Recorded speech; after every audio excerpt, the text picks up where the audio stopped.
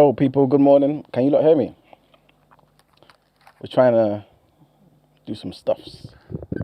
And it seems the man might have been trying to do something against us, man. But let us know if you can hear us, man. Before I start giving my intro. You know, I only like to give an intro once. Yes, they can hear. Okay. Damn. Okay. Good morning, beautiful people. It is Tuesday, the 9th of June. Welcome to TDA, the day after. Your favorite news platform and the home of popular culture as defined by you beautiful people, the culture. And like we have a blessed morning, we're hosted by the very best, the supreme, the divine, the unique. Please introduce yourself. Good morning, everyone. It's Christy, Queen of BOE. The Queen of We Have No Friends. Come on. You understand? And they call me E-Man, the pro-black activist, TDA producer and news analyst. Melanin jam packed. Brent, you in the building? I am. Good morning, blessed family. How art y'all this morning? Let me quickly do a roll call to see who is in session. Do I even have... Oh, I still have the Michael Jackson thing up. As you should, you understand? Pick up MJ. Free MJ every single day. You understand? The freest black man ever. Okay. Let's see. I can't hear Christy. Yeah. Oh. Talk again, please, Christy. Hello. All right. I think it's okay now. Say something again? Hello? Yeah. Yes. You didn't even hear my intro? Yes. You want to repeat it? Yeah. We ain't got no friends. We ain't got no friends. Fun allyship. Come on. That ship's sinking. It's in the Titanic. It's where the Titanic is. Oh, man. Do you think you would have survived the Titanic? Absolutely not. What? That requires me to swim. It's cold. Yeah. To be fair, I probably could. I could have disappeared. You know what I'm saying? And then obviously I would just appeared somewhere else, innit? But I would have to have been prepared. I would have had my charms with me before I got abroad. And then I would have gone. That mushroom fella isn't even here yet. And this is crazy. But you guys know that. Anyway, let me not talk. Yes. Let's not. One day I'll bring somebody on the show who's been there because we both had to disappear at a pivotal time. If we didn't at that time, I would have been gone. I wouldn't be here today. You bringing Sneak Boy? No, not Oh, my goodness. But isn't the story that he didn't disappear, he transformed? I guess the same thing. Yeah, you get me. Big up Energy Bars. Energy's hands up. I think maybe Energy saw me one moment and then... He's waving. All right, good morning, the man from Uncle. Good morning, Natty. Good morning, Lower Bex. Good morning, Nine Ether. Good morning, Mother Boof, Yvette, Lynn May, Amy Snow Globe, Davina, and Sweetness, Banks or Boogs, Eddie, Mel. Ooh, shout out Mel. So Mel has an update. Come on. Mel has an update. All right, this is the update. I was given permission to update the community. So she got an email from the police. Okay. Good evening, and that's her name. I hope you're well. What a wonderful start for an email from the police. I'm attaching a compensation form. Okay, then. Could you please fill it out? Let me know if you have any questions. Just to let you know, we managed to identify the Cretan. Obviously, I am filling the gaps. Indeed. And we are preparing a court case. Damn. We had a impromptu community court case yesterday.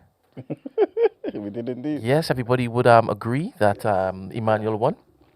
Well, you know, yes, you was a the devil is still alive and roaming this plane. They got MJ, you understand?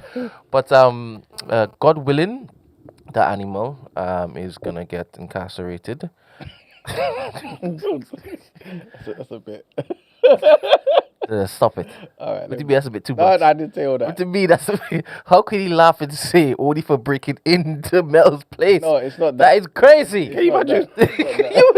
Just imagine.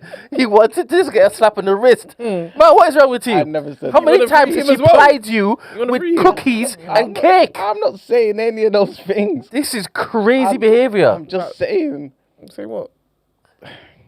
Community service, man. I'm joking. That is bonkers. I'm Mel, you joking. see your boy? No. Each time it is that you make vegan stuff for him, lace it with milk.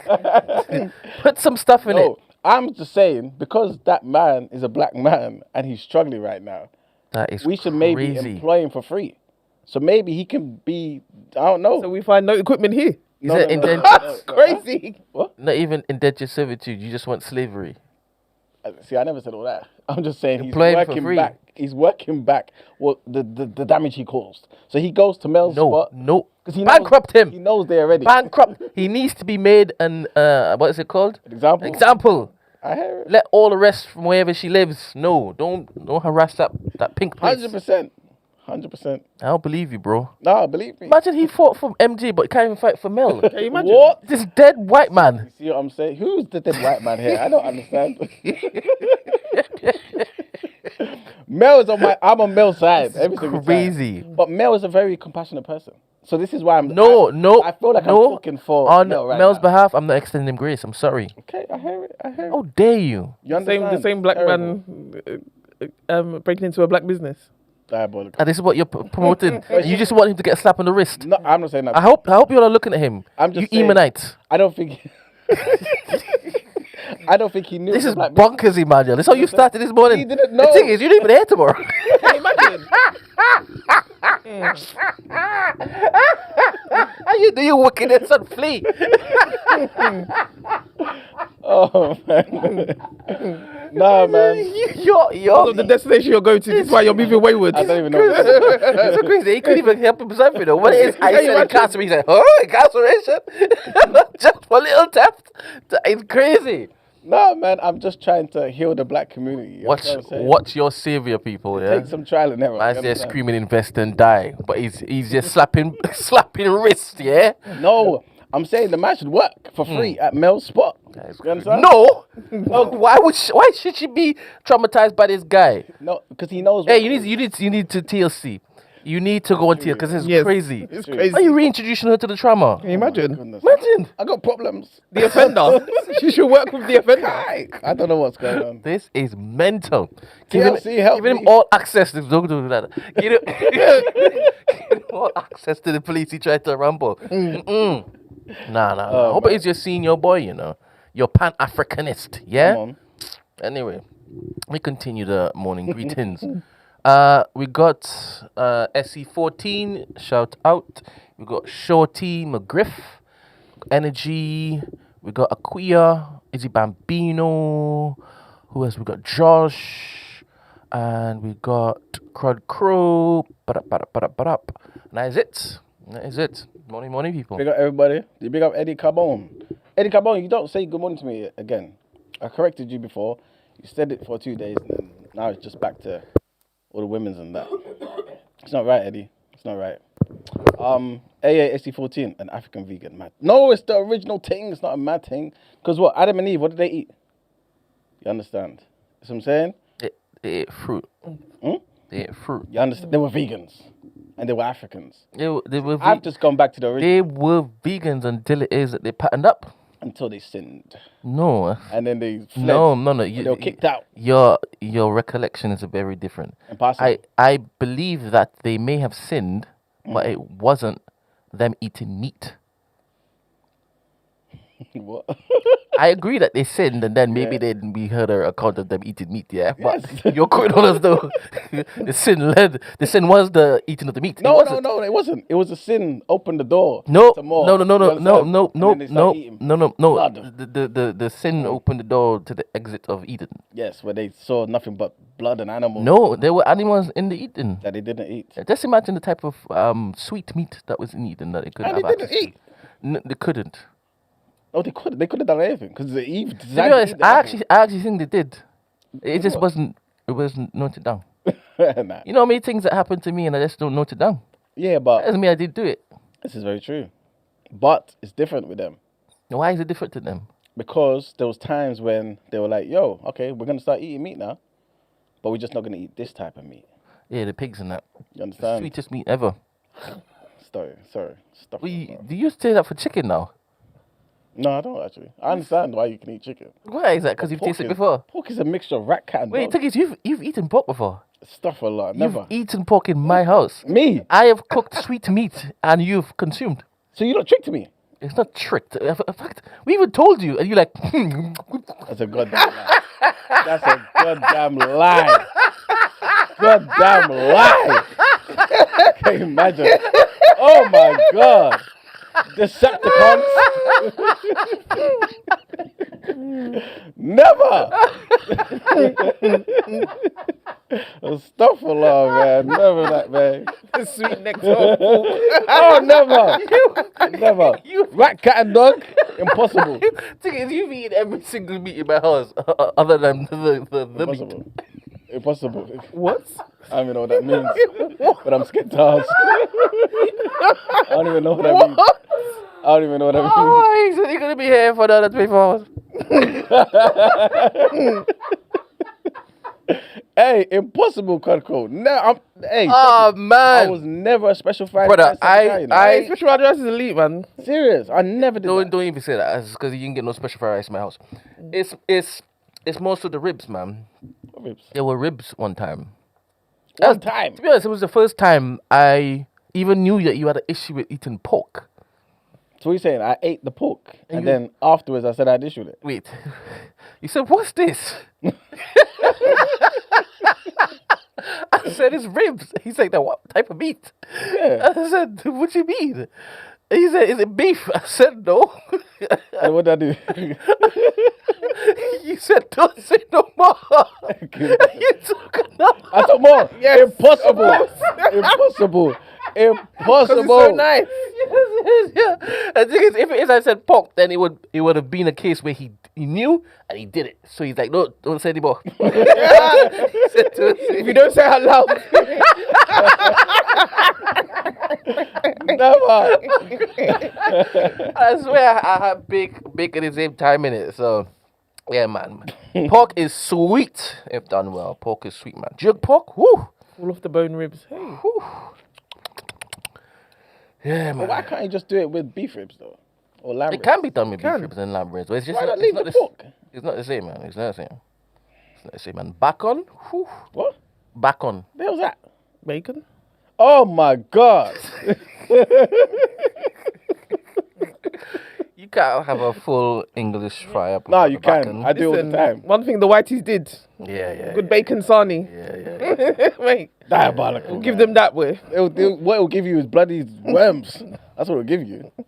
Now, your digestive system needs to be fortified. I thought you said you're 45, bro. Yeah, but you still don't have to go to the devil's playground. Yeah, well, you did say that if you were really hungry, you would set aside your veganism and sustain life. 100%. Yeah. Yeah. Which is good, man. That means that you're not a raging. Nah, not at all. Yeah. Life over the bloody religion. You know what I'm saying? And you couldn't have been when you went to Lodge. What, recently? Yes. Yeah, 100%. No, you couldn't have been. I promise you. You couldn't have been. What do they know about why? vegan there? No, but I'm selective with what I have. And funny enough, I'm glad you said it. On the, I can't remember the name of the app now. In fact, I'll find it for you. They got, just like Uber Eats. You know what I'm saying? So they got vegan options. I promise you, man. Okay. It might have to travel from 11 miles, but it's still. I you know what I'm saying? know. Wait, that jollof rice, the chicken stock they was using for it, please. let's not Come focus on. on that What are you talking about? That's the small amounts. Oh, man. Guys, we got an amazing show for you. We've got an amazing guest. This might be, I don't want to big it up too much, but I will because I'm optimistic. This might be potentially one guest that I think Brent will have such an amazing field day. Brent? Yeah, 100%. Why Brent? Because you're the psychedelic man. You understand what I'm saying to you? That's such a title, and I like it. Yeah, you understand? I don't even understand why you give me that title. Don't worry, the people understand. That You is understand? crazy. The psychedelic man. You understand? Thing, I haven't even taken any sort of mushrooms or herbs or liquid. You know, you lick the toad and that to even get to my level of consciousness. You understand? Just imagine what will happen if I happens? do. True indeed. I'll probably meet the Anunnaki face to face. I'll come back and bring you all new language and stuff. That'll be amazing. Hey, can you imagine that some people can speak Klingon? Yes. You can imagine it, or you've heard it. I've heard it. You know what crazy that is? I'm telling you. To learn that. I'm telling you. Because they go to those Conventions. Yeah. Speak proper. And they'll be doing these ones. You know what I'm saying? They finish you. I'm telling you. They are 100%. serious. 100%. Oh, man. Hey, is that like a red flag right from the jump if it is that you meet a guy? Date goes wonderful. Everything is sweet, right? And then he says goodbye like that. I'm dead. What?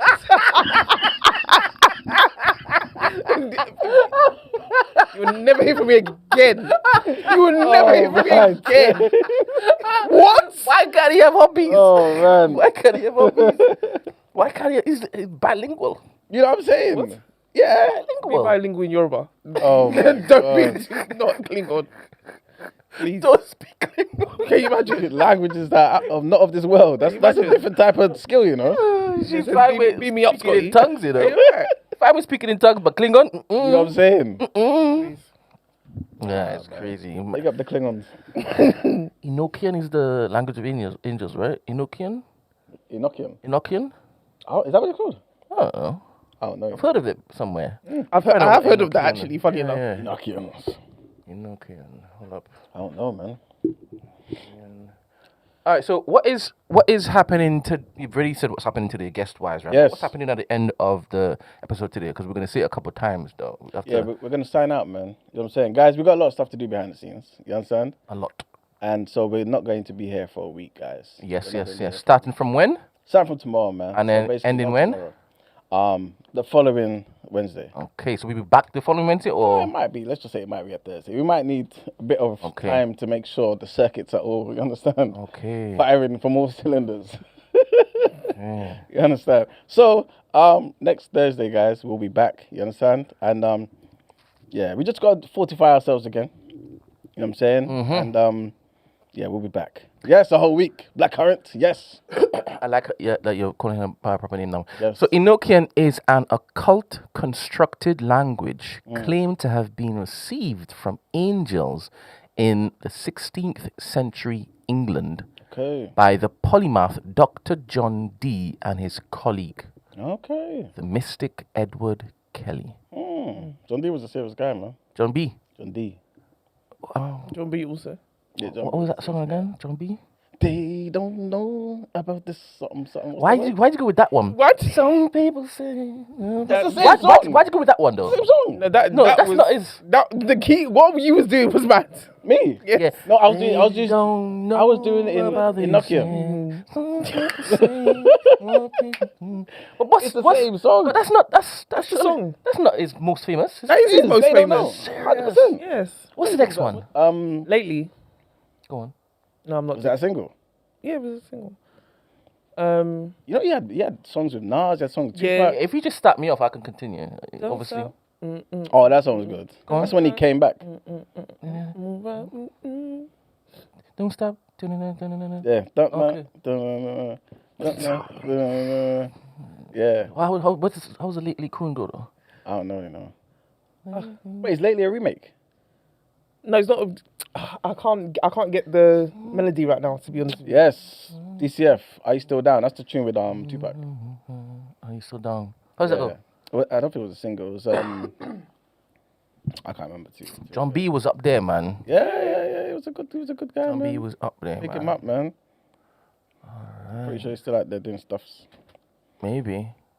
Morphed into Yeah, he's still singing. Right. He came to Room 187. There you go. Oh, serious? Yeah, like year before last, I believe. Oh, sick. Ooh. Yeah. Yeah, big him up, man. He cared about like black music. I don't think he was a culture vulture. You understand? Babyface, isn't it? That brought him in. I believe so. Yeah, Babyface brought him in. And back-to-back black wives. Hmm? Back-to-back black wives. You understand? Babyface was whew, Yeah, Babyface. legend. Legend. Who's it? This might be controversial. You understand? So pinch of salts and stuff, especially for today's episode. You understand? Who's the best white? No, who's the best writer of that period of the 90s? Give me the names. Babyface. Okay. R. Kelly. Okay. It's just those two. To be Yeah, fair. only two? It's just those two, to be fair. Because no one's on their level. No. Respectfully. There's many great... Sean Daniels. Not on the level. What? Babyface and R. Kelly? LaShawn Daniels is Jimmy Jam and Terry Lewis? are they writers or producers though? Right, too. They Yeah, they right. Big tunes, man. 100%. Fernand, I know your music, man. Who else is in that top 5 or who can compete with how those? can you two? say Kelly? Who, R. Kelly? Kelly was he can't even write. Ah, Who's Kelly? Kelly? He can't even read or write. So how are you saying he's a good writer? No. R. Kelly. Yes. Stop. What are we doing here? Let's be guided. What? Very much so. I hear what she's saying. Yeah. Okay. But It was a different note. If we're talking the court case, what we do? He I don't can't know. read or write. In What was he writing? In what realm are we talking? He's illiterate. That's what I'm saying. No. fair. Talk to us. So are you telling me you didn't know that? Wait. This is documented. What? No, documented. can he not write or can he not write well? Bear in mind, Jay-Z to write too, right? Thank you very much. Different reasons. Oh, Biggie. Follow the voice. Morning. Yeah, man. Star Crow, man. Okay, he still wrote his own music and How are everything. you? Nice to meet you. Yes. Morning. Can sit here. Morning. Nice to meet you. Nice to meet you. All right. Yeah, man. So are you just on camera and not both of you?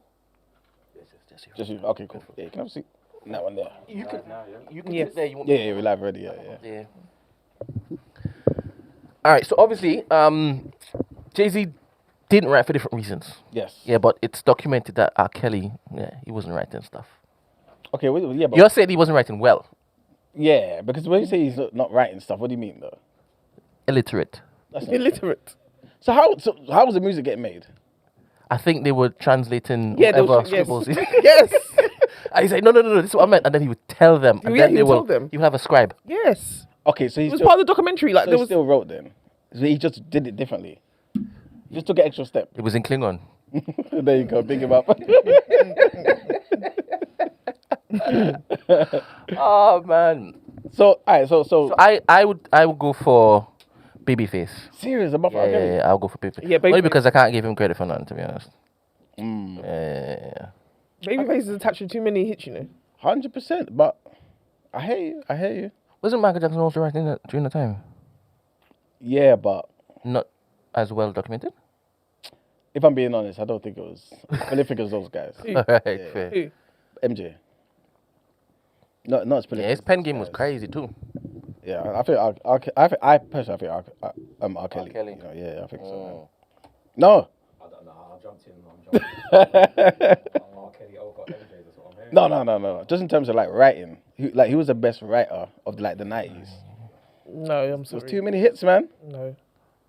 Babyface has him bang to rights. What are we talking about? Are you people okay? Can you tell me? Let's go through. I it was even quickly. about to say, and Babyface was singing. Well, of course, R. Kelly was singing. Yes, exactly. Exactly. Of course, he was singing. Exactly. Babyface still, man. Nah, man. Babyface still. And the thing is, the best songs that R. Kelly wrote that nobody even knew he wrote That's what until I'm it is that saying. they started snitching. I'm saying to you. Yeah, fair. You know what I mean? You're Fair. not forgetting Fortunate, Maxwell. You know what I'm saying? Big like bangers, you know. But yeah. Bangalangers. Anyway, guys, I did say to you guys yesterday we've got an amazing guest today, so we have to go through the intro stuff. But we're gonna do it quickly. Come on. Get to the conversation. Come on. Me You just understand? adjust the camera a bit. Okay. We won't play all the clips. But I guess The first one we'll talk about is situation in South Africa. Ghana, obviously, taking some of the Ghanaian citizens back home. But they're talking about reparations, man. They're saying there needs to be compensation for those who felt as though their life was threatened and they had to go back home. And they've had to leave their businesses, their goods, you know what I'm saying, behind, innit? So we've got our minister talking to the cameras and whatnot. So just want you guys to see what he's saying. This one? That's the one, that's the one.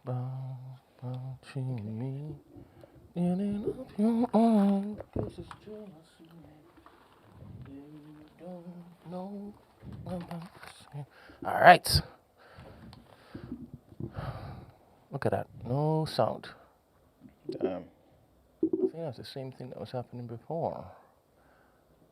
All right, sorry people, that's not gonna play. No? Okay. Nope. Let's just get to the headlines. And you look at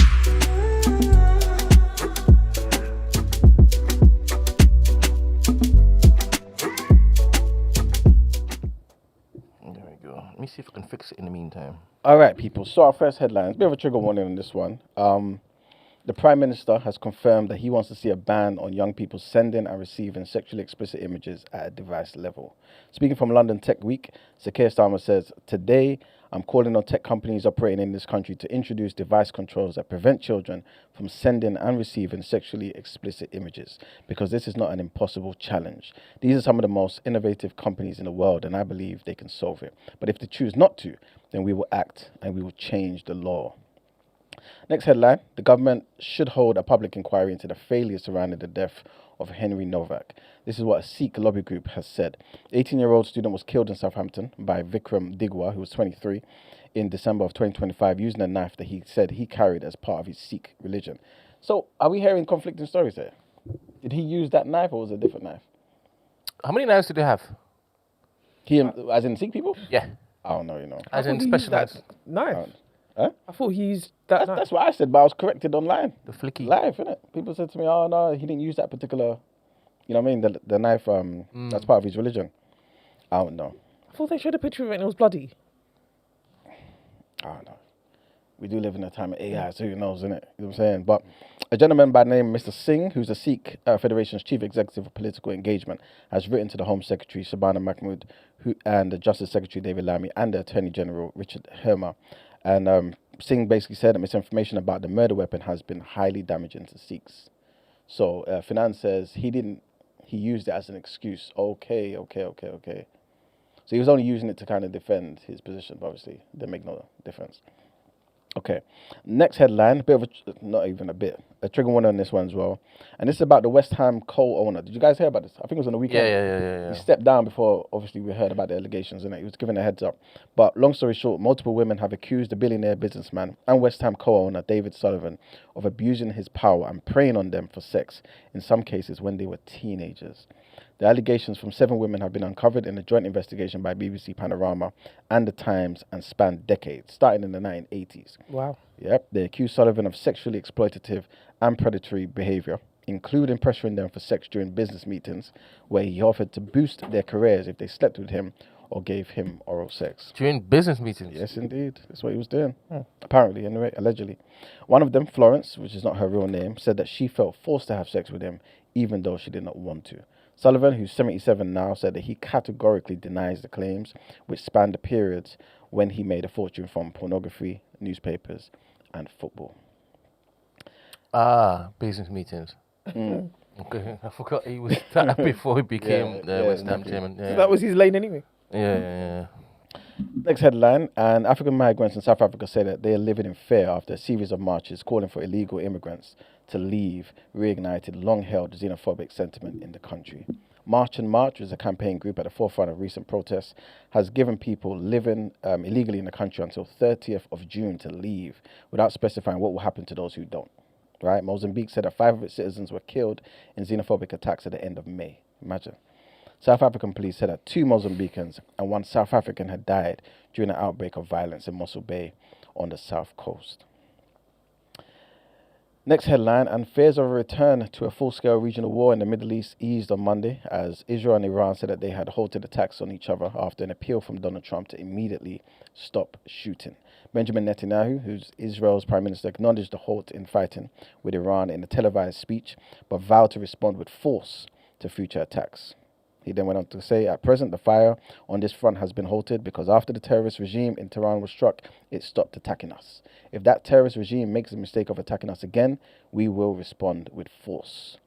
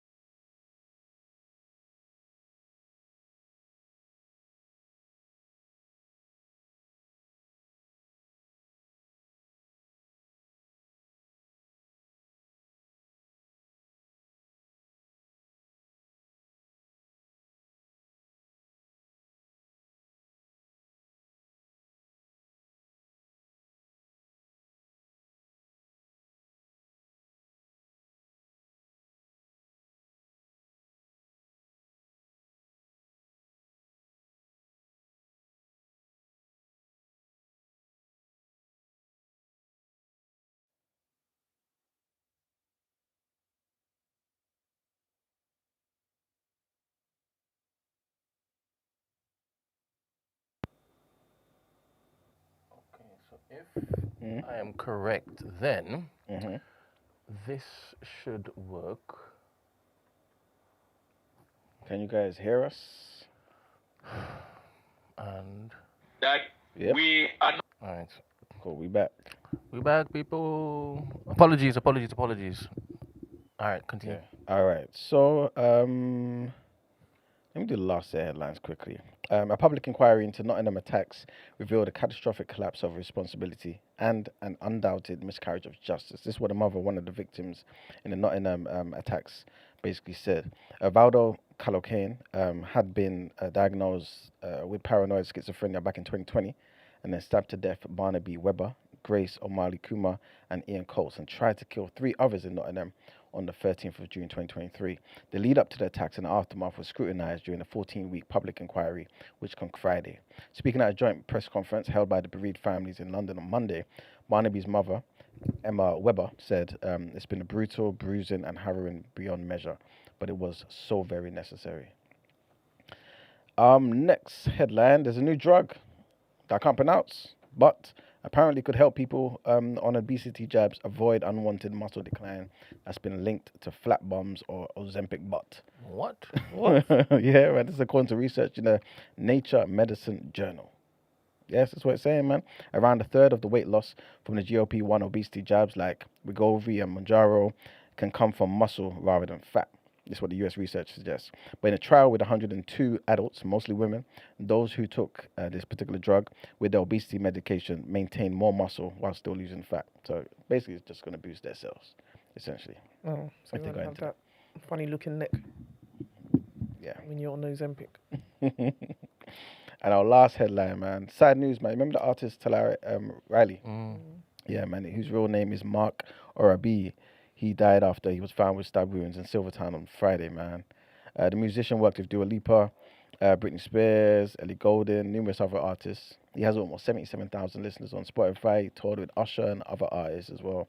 In a tribute on social media, his brother said, "My heart is shattered. This doesn't feel real. It feels like a bad dream." Just before he went to sleep, he spoke about the future, staying positive and about everything we still had left to do. I never imagined that this would be our last conversation. Sad, man. A second man in his 20s who suffered stab wounds in the incident on Friday as well also remains in hospital, and his condition is not believed to be life-threatening. Sad, such a waste. All right. Brent, I believe it's time to get into our interview. Okay.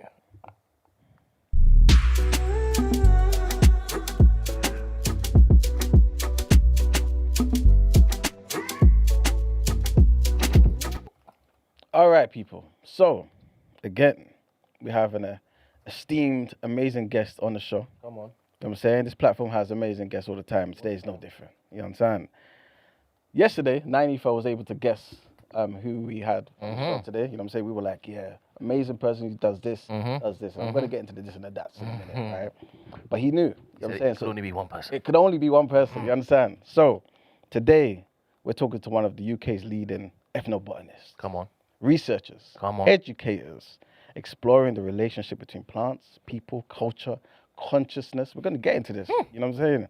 For years, this man has studied the historical, the cultural, the therapeutic role of mushrooms, other plant medicines as well. He's not limited. You understand? Right? While also researching African belief systems. Come on. The ancient knowledge. You know what I'm saying? Food sovereignty, ecology. You understand? Across the continent, throughout the diaspora. Just keeps going. I'm telling you, his work challenges many of the assumptions that we have about healing, about mental health, spirituality, and of course our relationship with nature. But also asking those questions about the knowledge that our ancestors had from back in the day that a lot of us have forgotten, man. Ignored or just even misunderstood. Thrown away, to be honest with you. You know what I'm saying? Yeah? But today we're going to be exploring psychedelics, mushrooms, all of these ancient traditions that come from back home.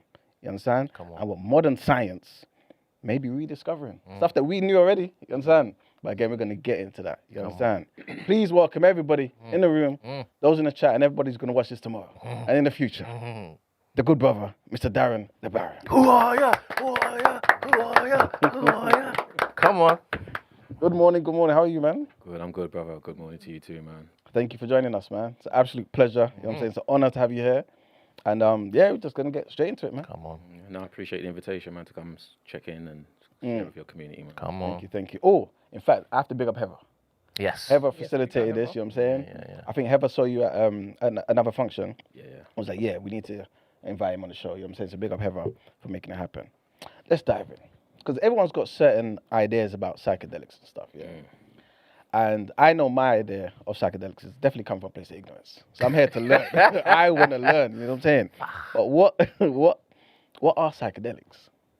Okay, so where do we start, man? Let's just break down the word in it. Psychedelic. So psyche means mind. Delic means to manifest. So psychedelics manifest the mind or make the mind clear. That's what the word itself means by definition. It was coined by some folks that are involved in this space many moons back, and as we know, it's a loaded word. There's many other terms that are associated with it, like hallucinogens, which is associated with the word hallucinations, which I beg to differ. But a term that's being thrown around as well is also entheogenics. So entheo means to generate or entheogenic means to generate the deity or the God within. Okay. So what does this mean? It's basically utilizing psychedelics, these mind manifesting drugs, compounds, to generate the divine within oneself. So these are terms that you hear floating around. But what are psychedelics? They are something that enhances the mind. Some will say they are mind altering substances. Okay. I like to refer to them that they enhance the mind. They give you clarity or insights to the mind and or brain, if we're dealing with the physical side of it, that we're not used to tapping into. And science is now catching up with ancient traditions, as you know, as you share, that our teachers share about, which actually are more focused around the spiritual side of things, the spiritual systems. In the current climate, we're hearing more about psychedelics being used for their therapeutic potentials, everything from anxiety, depression, PTSD. You just mentioned this drug there in relationship to obesity. There's a paper that came out in the last week that's suggesting there's microdosing can support with obesity. Okay. And microdosing is utilizing psychoactive plants like mushrooms or LSD for getting to the source, to the root. So for example's sake, like people are taking these diet drugs or whatever it is to get rid of fat, and it's like a fast track thing, but are you really getting to the source of why you became obese in the first place? So where psychedelics differs from these other drugs, it's like getting to the source, where it's not dealing with the fat issues, it's dealing with why are you sitting down eating cookies all night or whatever it may be, and like what's led you to that, and you being able to kind of nip that in the bud and address that. So when you're dealing with psychedelics, like the range of what it has to offer is very deep, very vast. But primarily, what are psychedelics from an indigenous perspective? They are tools that enable us to communicate with our ancestors. Come on. Okay. That's what they are, innit? That's actually what they are. Come on. They have a range of other benefits, but primarily our ancestors and our people right now, it's not even back in the days, it's still to this day, are saying, these are tools that we communicate with our ancestors. We see the unseen forces that are present all day, every day. There's things floating around in this room that we can't see with these two lying eyes, as we say, but psychedelics open you up to be able to see what we generally would say is the unseen. Can you see anything now? Well, I'm using these two lying eyes. All right. So I can see all you guys in it. All right. But under the influence of psychedelics, you'll be like, raw, like you're seeing what one may not normally see. But is that the mind altering aspect of it, or is that really clarity? So this is the discussions and the evolution of the conversation that we can now have. Like I would like to say, based on my own personal experiences, I'm seeing things that are there, that are always there, that I just don't generally see with these two eyes. It opens you up to that. As I said, there's things happening, man. If we're saying, from a cultural perspective, like we will say, our ancestors are with us. Like when we walk, our ancestors are all with us. So under the influence, you're going to see your ancestors, man. They're going to be in the room with you. Does it mean that you're hallucinating, or are you seeing what is giving you, insight to what's there, but you don't usually get to see it? So why are you convinced that it's clarity as opposed to you basically just having your mind bent to see different things? Well, my experiences. All right, so it's my experiences, yeah. So like familial entities are talking to you and they tell you things for you to be convinced, okay, it's just clarity as opposed to makeup. Yeah, so over the years, I've put it to the logo, test. By the way.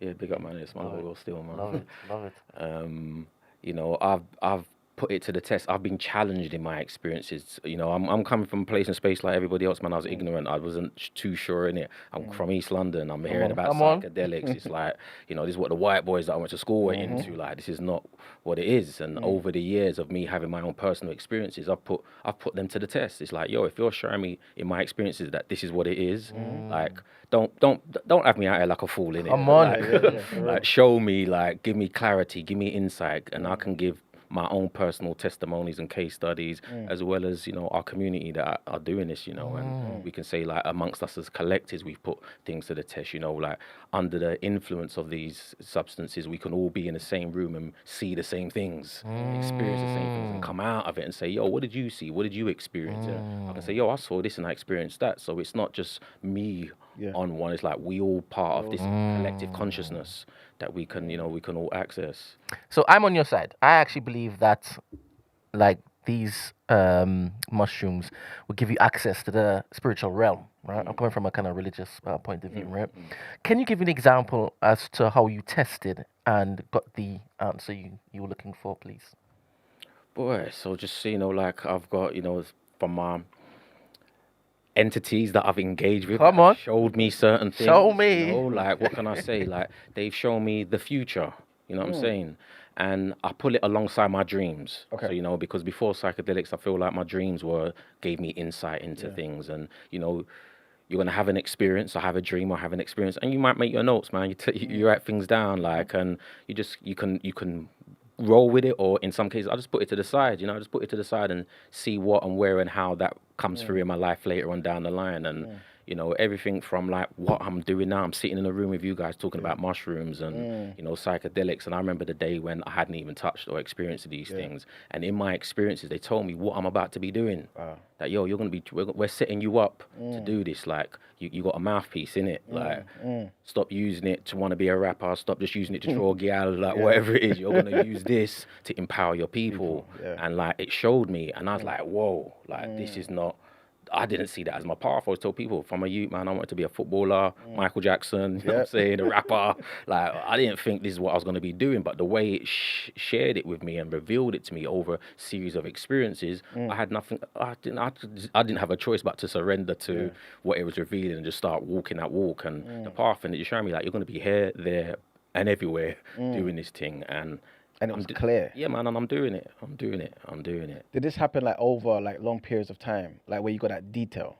Yeah, man. It was like, for me personally, it was just through a series of my earlier experiences, over like 4 to 5 of my initial experiences when I started having my first true breakthroughs. It's like, okay, because what it's going to do, if you're on this path and you're about it, it's going to start revealing to you, it's going to give you a bespoke one-of-one divination. It's going to give you, it's going to tell you who you are, man, what your mission is, what your purpose is, like, and it's whether or not you take that on board or you put it to the side. Initially, I was like, nah, bruv. Like, I was just in this to like start working myself out. Like, in all honesty, like I always tell people, keeping it real, man. I just wanted to be Spider-Man. When you alongside that, I was on my like, it's like what we have powers. Yeah. Like I knew this as a youth, like we got powers in it, but how do you activate it? Like on a basic level, I'm coming from a spiritual conscious background as well. I was introduced to things like melanin, and people hear like melanin, like so I'm hearing like it protects you from the sun, boom, boom, boom. But there's a spiritual component to it, and I'm like, how do you actually activate melanin? Like,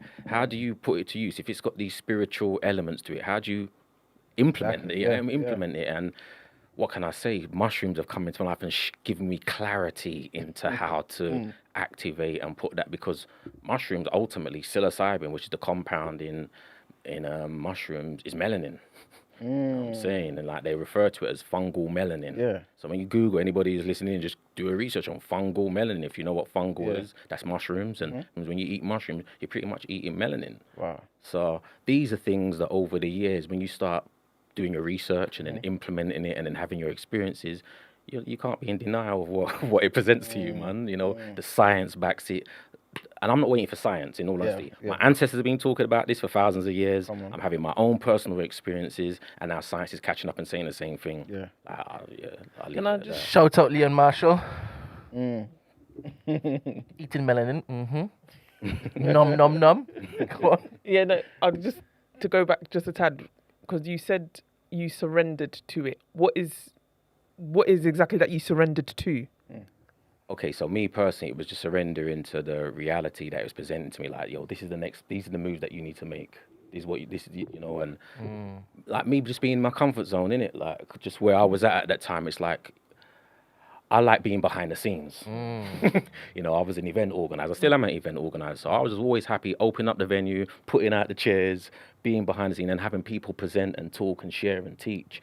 And it was my experiences. It was nudging me forward. It's like, no, you're about to do this. And I'm like, no, that's not what I'm trying to do. And then over a series of events, experiences, it was like, yo, if you don't do this, this is the path. And if you do this, this is the path. It gave me options.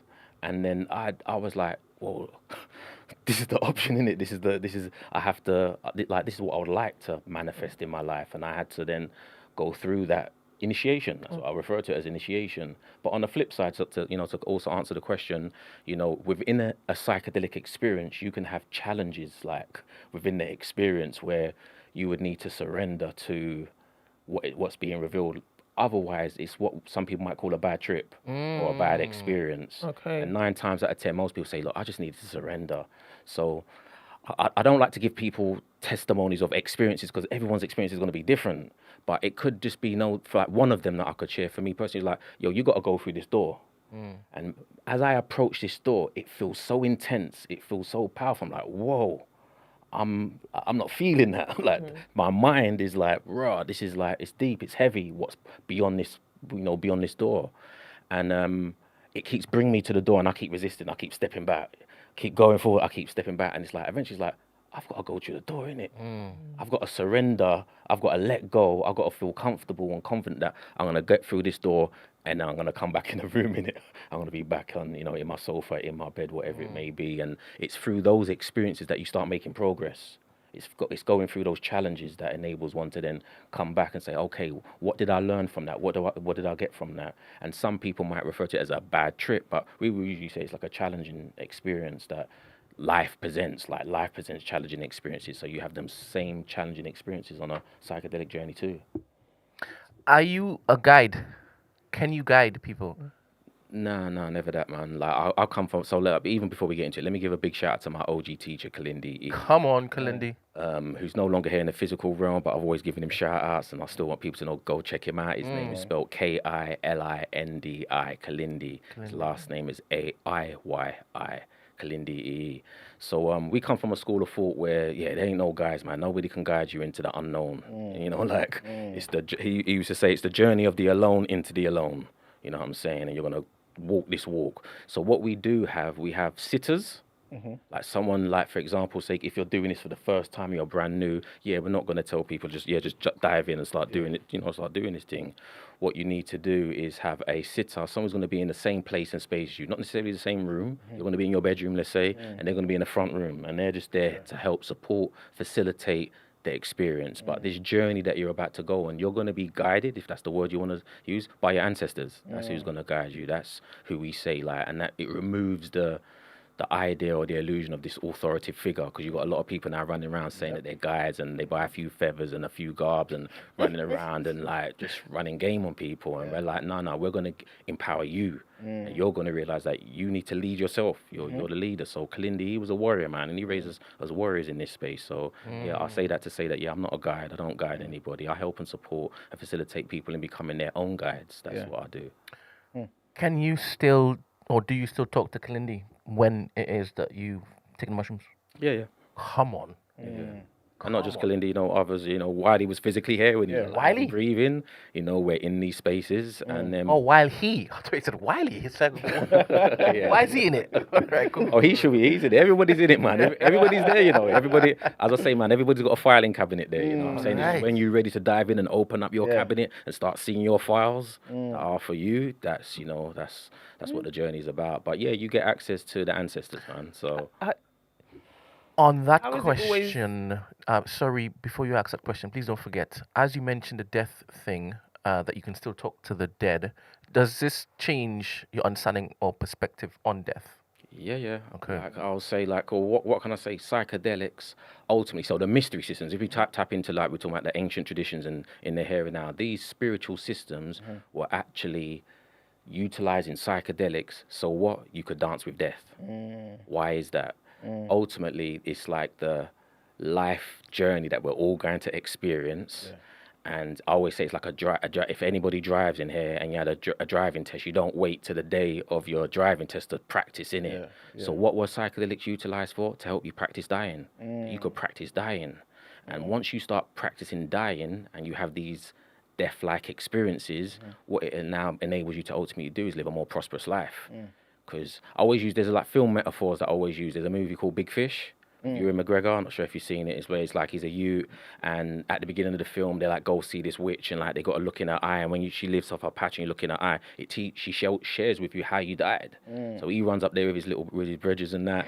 The woman lifts off her eye, all the other bridges run off, but the little youth, he stands and looks at the woman in her eye, and she goes, right, you're a brave one, innit? And he sees how he dies. But throughout the film, what happens now is when he's faced with certain challenges that arises, Fry always like, hold on a minute, this isn't how I die. Yeah. So like, man's confident and like he rolls different in it. And once you understand that there is no death, it's like a computer game. Like you can put your 20 pence in, well, it's 50 pence or a pound now in it, but back in the days it'd be 20 pence. I can put in the machine, and when you die, you can press continue, bruv. Like you can reanimate yourself, and like when you understand that through these experiences, like you start to live. And many of us, we do what we do based upon fear.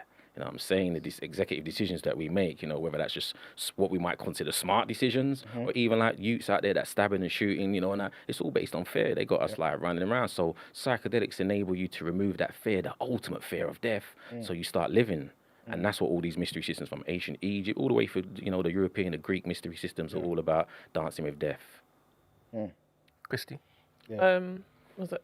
Pardon my ignorance, but when you're having these encounters, is it, could you say ancestors? Is it always ancestors or entities? Yeah, a bit of both, man. They're all up in the building, man. They're all in the building, yeah. So what's the difference with the ancestors and entities?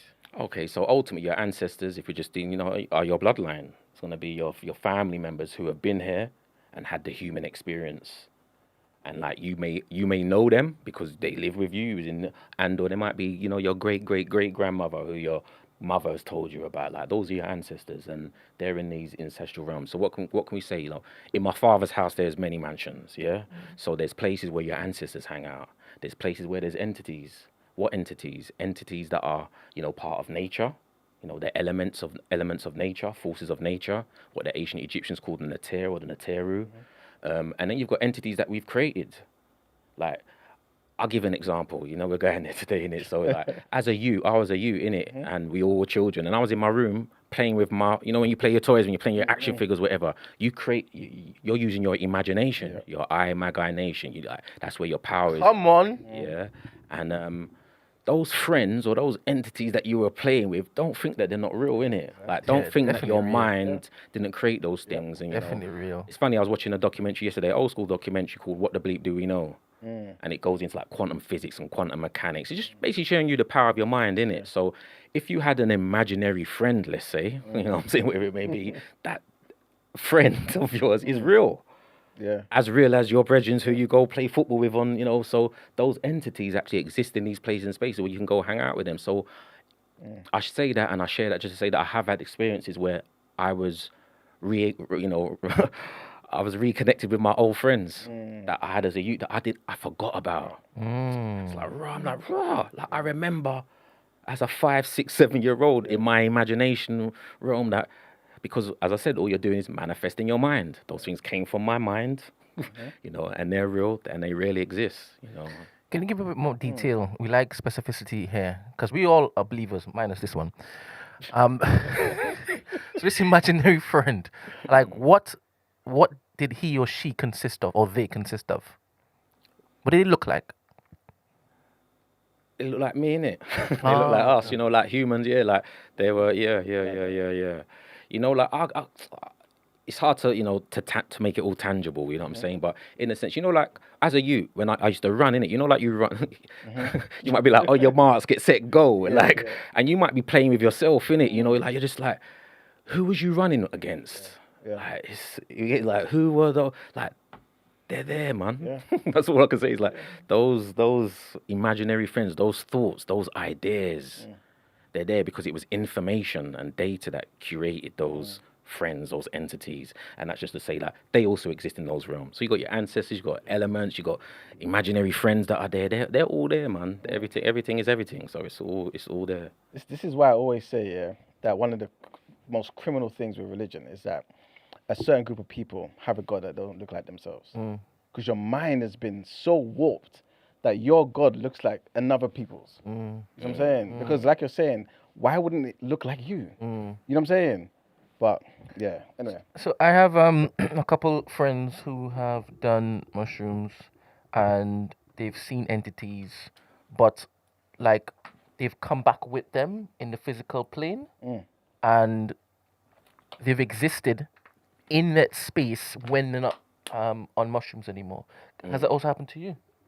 I could say, yeah, similar experience. Could. You bring you can, if you want to intentionally, you can bring things back. You know, I call it fishing. You know, like if you're going into these realms, you're trying to learn something, gain something. You want to come back to this 3-dimensional realm and have it with you. You know what I'm saying? Have the insight. So you want to bring that, and if that comes in the form of just data and information, or if it comes in the form of a being, an entity, you know, that's what some people do intentionally. Some people, they want to cut the cords. Like, what I see over there is over there, and I don't want to bring nothing back. Like, you've got your own free will to be able to make those executive decisions. How about you? Have you basically brought something back on purpose?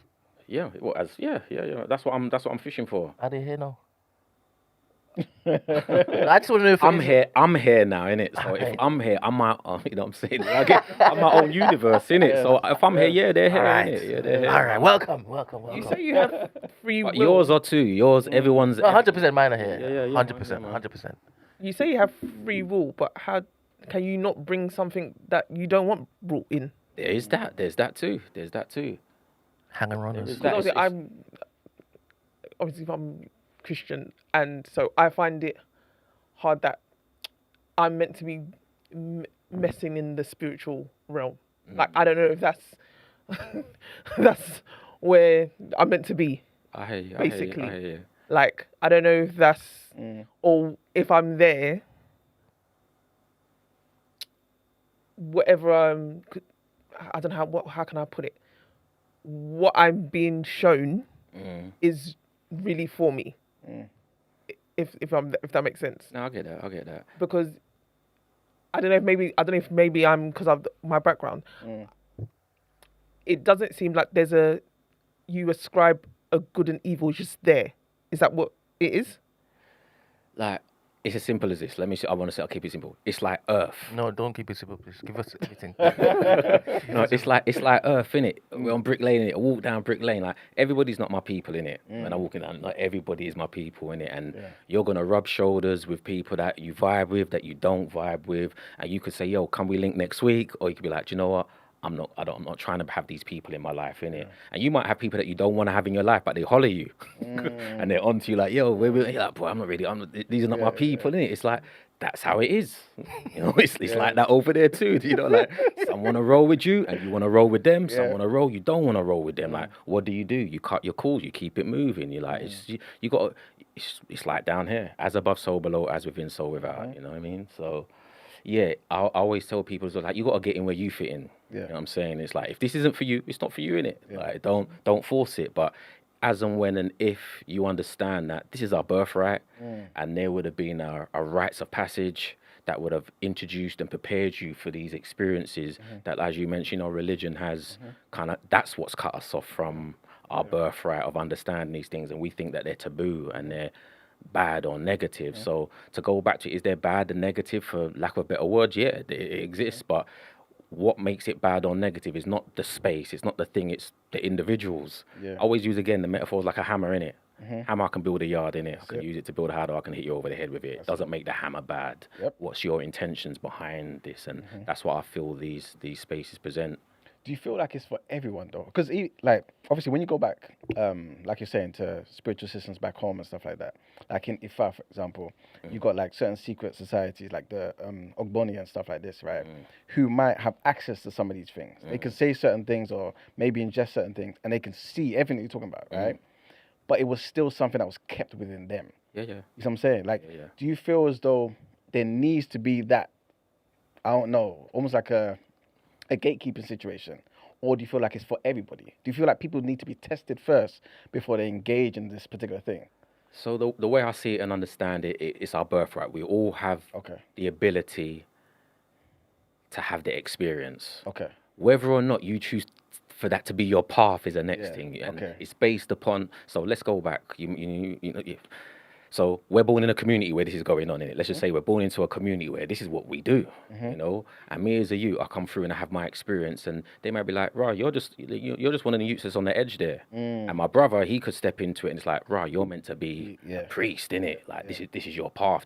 And we're gonna have a different experience on this journey." But the reality of it is that as a child, this would have been part of the journey. Just so you know that when man them are talking about this thing, man, I'm not talking shit in it. Like you've seen the unseen. It doesn't mean necessarily it's going to be your lifestyle choice and the pathway that you're living day in, day out. But you know what? When them elders say, "Yo, the bird came through with the 3 arms and it said this, that, another," it's like, I've seen that as well before here. Like that man, it's not like airy fairy mumbo jumbo stuff. So that's why I say it's our birthright that you would have had and seen and experienced primarily that unseen realm, so that you know, and it's not a belief thing, and nobody can gash you and lead you astray. It's like, I've seen it also, and that's why I feel like, and then it's like, well, where are you in this path? Where are you in this journey? And so is it for everybody? No, it's not for everybody to do it this way, in the way that I'm doing it or the way that anybody else is doing. It's like getting where you fit in. Yeah.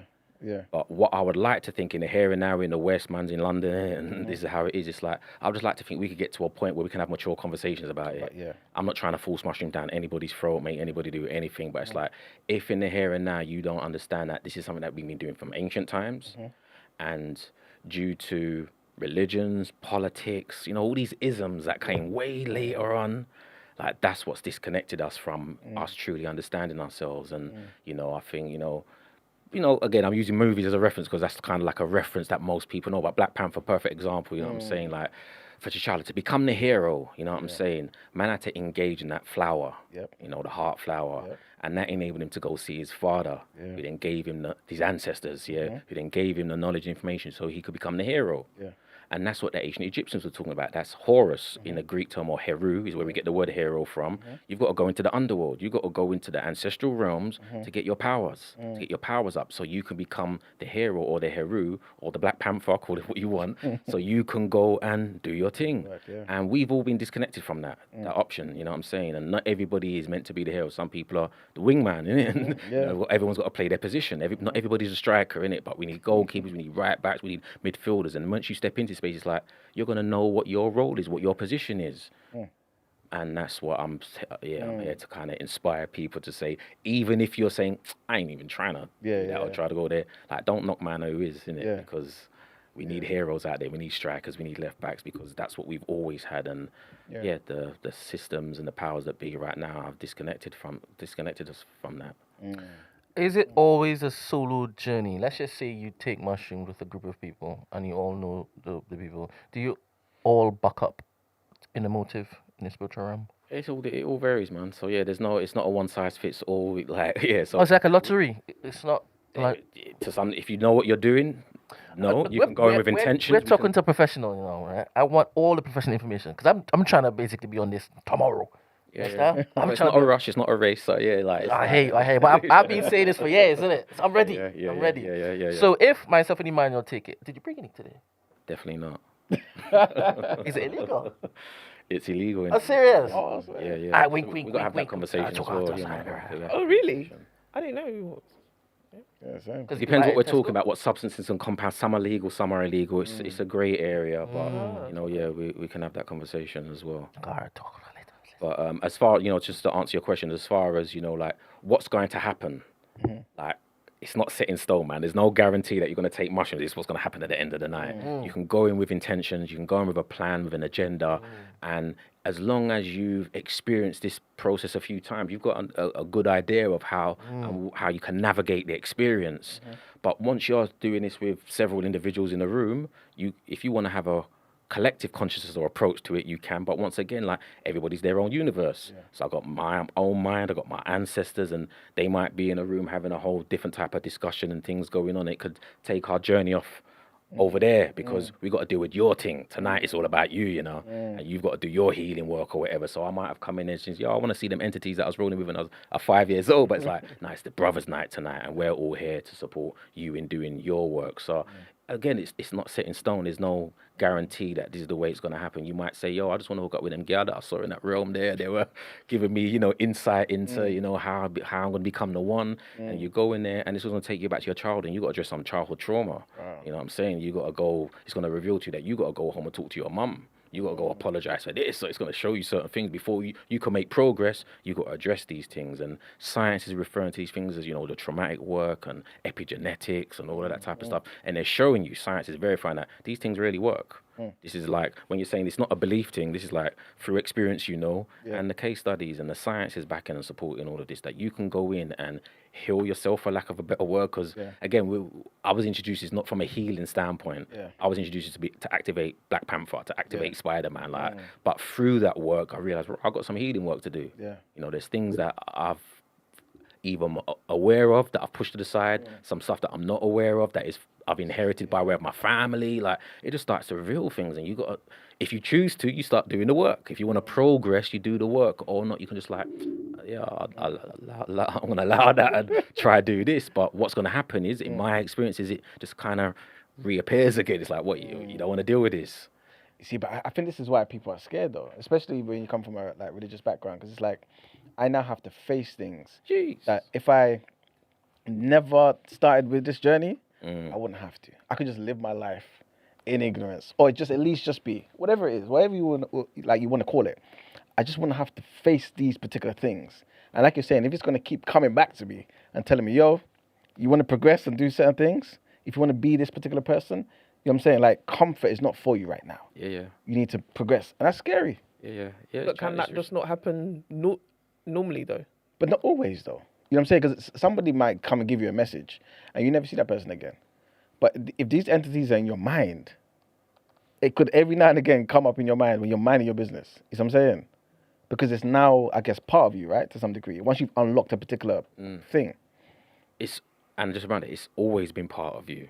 There you know go. what I'm saying? It's There you like go. you're just seeing and connecting with parts of you that on the day-to-day 9 to 5 run that we're on, that we just distracted. We're distracted from. And that's what, like ultimately, like, so if we look at the therapeutic side of things and the healing aspect of it, and then tie it in with what my teachers and the elders are saying, because they are time traveling devices. That's what these psychedelics actually also support you in.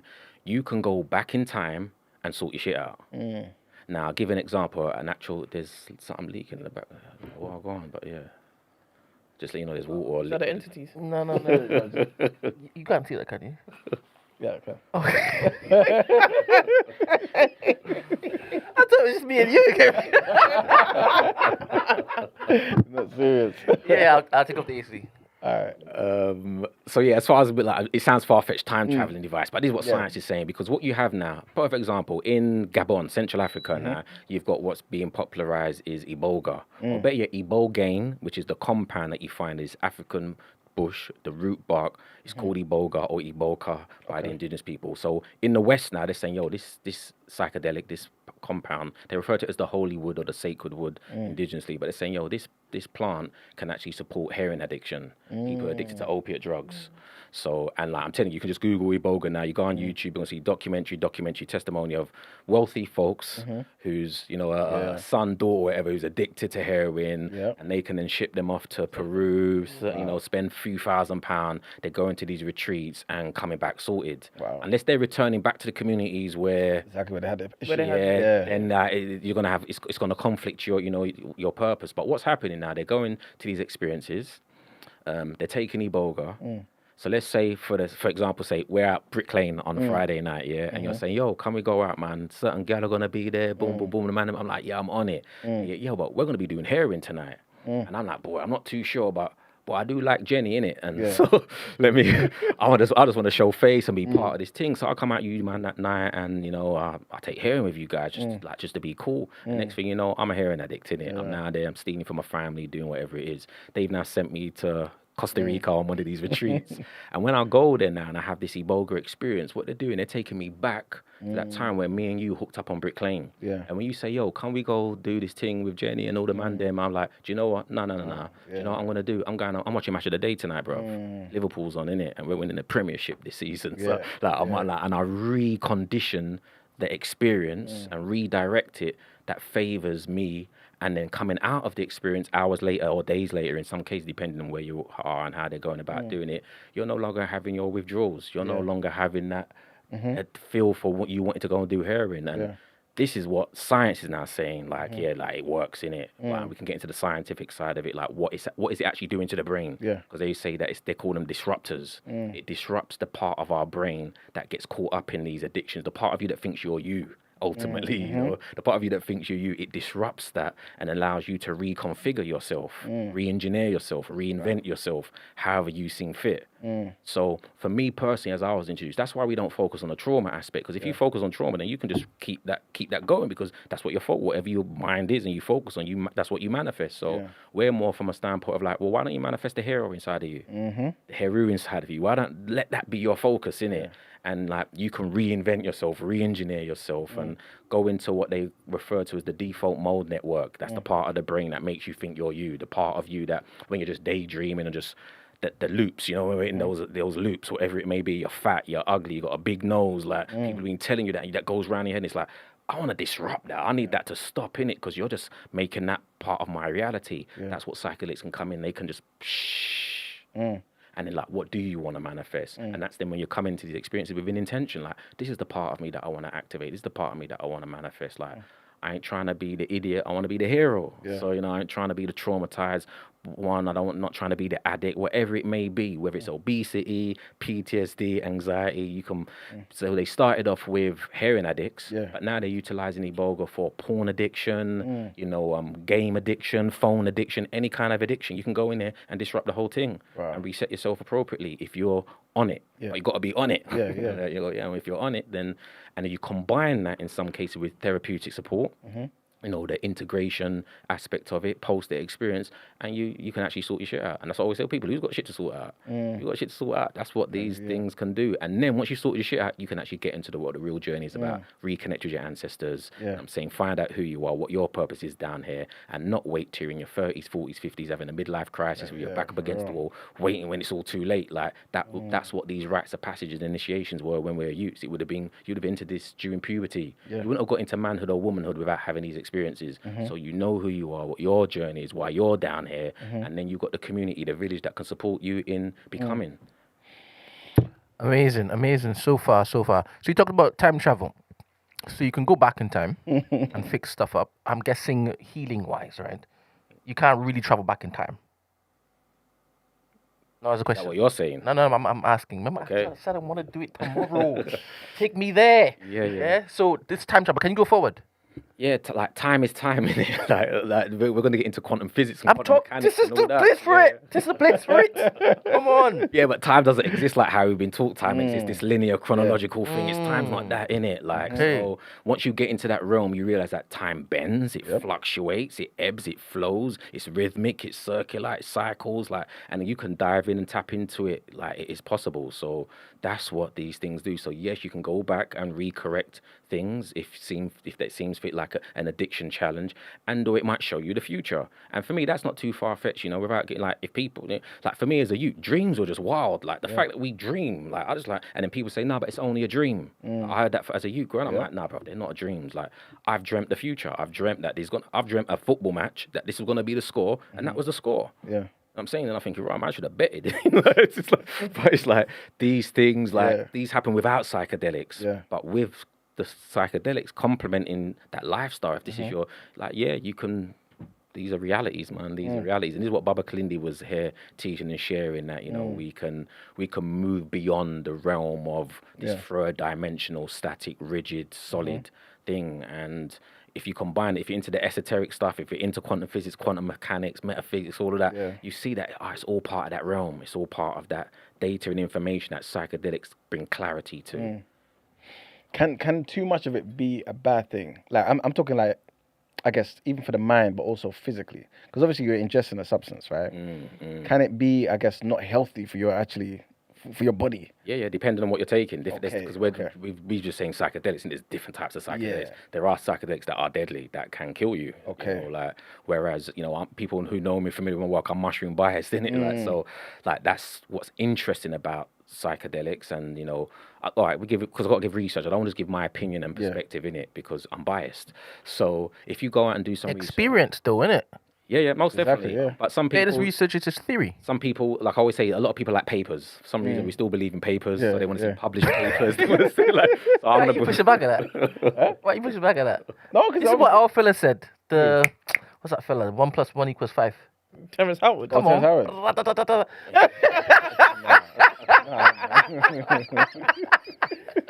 This is a papers fella. Yeah. like, no, papers. I'm all that both. rubbish. I'm a both. You got to find the balance. So Yeah. I present papers. I give you the mumbo jumbo stuff that to some people it sounds like, and I can present you the published paper. So there's a professor in the UK, Dr. David Nutt, professor. I've worked with him over the years now. I actually got to sit on the same sofa and same panels and have these types of discussions. So he was commissioned by the government at the time when they was kind of reclassify cannabis. So this cannabis has gone up and down in it as class A, class B. It's that where we're going to place it. You know what I'm saying? And he was commissioned to do the research on all recreational drugs. All recreational drugs, which had psychedelics included, alcohol, tobacco, everything was thrown in there. So they spent many years doing all this research. So there's now a table. Yeah. I'm saying there's a table of but before he presented the table, they're saying to him, yo, you've done all this research now. Like, so it was cannabis in particular and MDMA. This is what they were talking about. And he basically came out and they said to him, so what's the most dangerous thing that you found out about cannabis? Hear what the professor said after doing this research. He's commissioned by the government, he's a government man at that time. He's now stepped back where, in fact, he got fired. Because when they asked him, what's the most dangerous thing you found out about cannabis? He said his response was, the most dangerous thing I found out about cannabis is that you can get a criminal record for being in possession of it. Wow. Because when they looked at, so this wasn't just looking at drugs, their safety on the physical, it's just like, how dangerous are these drugs physically? What happens, for example, if I drink alcohol, it's going to mess with me, my livers, kidneys, this, that, and the other. But what if I drink enough and I jump in my car and I go driving, I might lick somebody down. I might be mad at the world, I go home, I might beat my wife. Like they looked into the levels of how all these substances affect people. And then when it comes to MDMA, he says something like horse riding is more dangerous than taking MDMA. So after coming out and saying these things, they're like, what? Character assassinated him, I got fired. And now he speaks publicly about the government and their movement around, their narrative around drugs, which are the safe drugs and the bad drugs. But anyway, this chart that he eventually, presented. I've got it. Alcohol right at the top. Speak. Heroin second, right? Crack cocaine third. Keep going. Methamphetamine is fourth. Cocaine fifth. Tobacco sixth, right? Amphetamine is seventh. Cannabis is eighth. GHB is ninth. Let's just go right to the bottom. Right to the bottom. It's mushrooms. Yeah. Come on. There you go. Let's be having it. Them man are getting relegated. You know what I'm saying? Every season they're getting relegated, isn't it? Like they don't make it up there. Like we're talking about alcohol and tobacco is more dangerous and deadly and toxic to the humans than mushrooms. So I present the papers. Yeah. And then when I tell people, look, man, you can't physically eat enough mushrooms for it to be physically dangerous. Yeah. It can be mentally challenging, yes, but you're in a safe space when it comes to mushrooms. There are other things like Iboga that I just mentioned. Yeah. That's one of the things because, one of the headlines they say like dying to get clean because it's cleaning up these addicts. But there is an element to where if you take too much Iboga, you can die. You know what I'm saying? Like and that. And ironically, traditionally, the priest, for lack of a better, the gang guy, better yet, when he's feeding you Iboga, that's actually what he's attempting to do. He's trying to get you to the edge of death.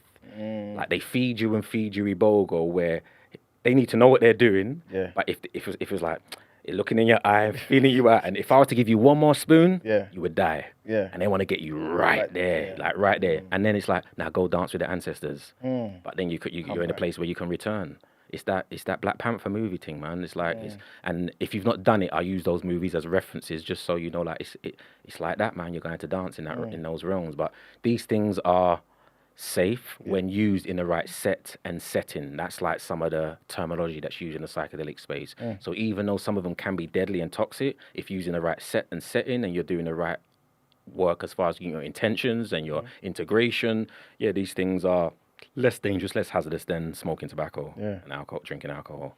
We got someone in the community, in the chat, who basically said this. She said, what I'm struggling with here is I believe that only God knows the future.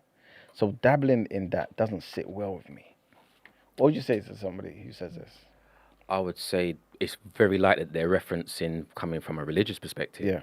And these things are pre-religion. They are, I'm looking at it from a spiritual standpoint. So our understanding of what God is, I don't want to get into that whole conversation here today. So, No. You can't tease us. You cannot tease us. I've had many conversations with people who've been there, right? And they've said, I've seen God. Yeah. You understand? I hear that. I want you to basically break that down. because these things are so low, that's a whole thing within itself. But to break it down, like the word God, like where do we get these words from? Like what do they actually mean? Because when you follow the root back, because I said entheogen earlier on, the dia, because the word God's from the dios, it's from deus, it's from the deity. So they are deities, plural. There wasn't just one. You know what I'm saying, and that's why then you say, but the ancient Egyptians or these different groups, they were pagans or they had polytheistic traditions. When in actuality, that's not the case. So how it was presented originally was that you have the creator, but the creator is untangible, is beyond our comprehension, and the creator presents us a family, a hierarchy of entities that fulfill the roles, and in ancient Egypt, they refer to them as the Natir or the Natiru. In Sumer, where we get the biblical. So if we're dealing with God, for the most part, we're dealing with, either the Torah, the Quran, or the Bible. That's all coming out of the Sumerian text, the Babylonian text. So that's all the Anunnaki type stuff. And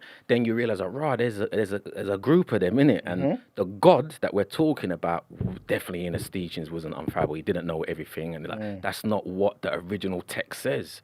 You have to understand that it's been copied. I always say it's command A, command C, command V, bro. Somebody copy and pasted this thing and move certain things around. So when we're saying that we find it difficult to understand this or believe that, that's because somebody's moved the goalposts. Somebody's that's my understanding. You know what I'm saying? Now I ain't gonna tell anybody to lose faith or lose their religion. What you come to find out, these psychedelics actually are complementary.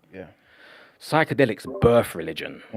This is I do a whole series called Psychedelics and Religion, where we go into the three main religions and share with you that, all of the, for example, say the prophetizing and the scenarios that we would say are, what only the prophets could do, or only God, you find that there's a psychedelic component to it. If we want to unpack it, let's unpack it, because you've been asking about God, and we have to do it. So, and let's do with the main. I went to Catholic nursery, primary, and secondary school, so I'm well versed in the teachings that I got from school. So, perfect example, Jesus. Let's deal with Jesus, for example, and the whole Holy Communion. So that was like the Last Supper.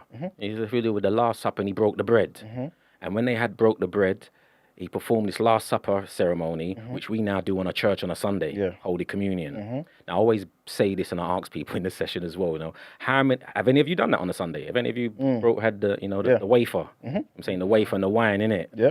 And now they've removed the wine and give man grape juice. All right, cool. So we've all been there, What is that? No, what is that? When you had the wafer and the grape juice, did you have Holy Communion? Did you communicate with the holy? That's what Holy Communion is. You communicate.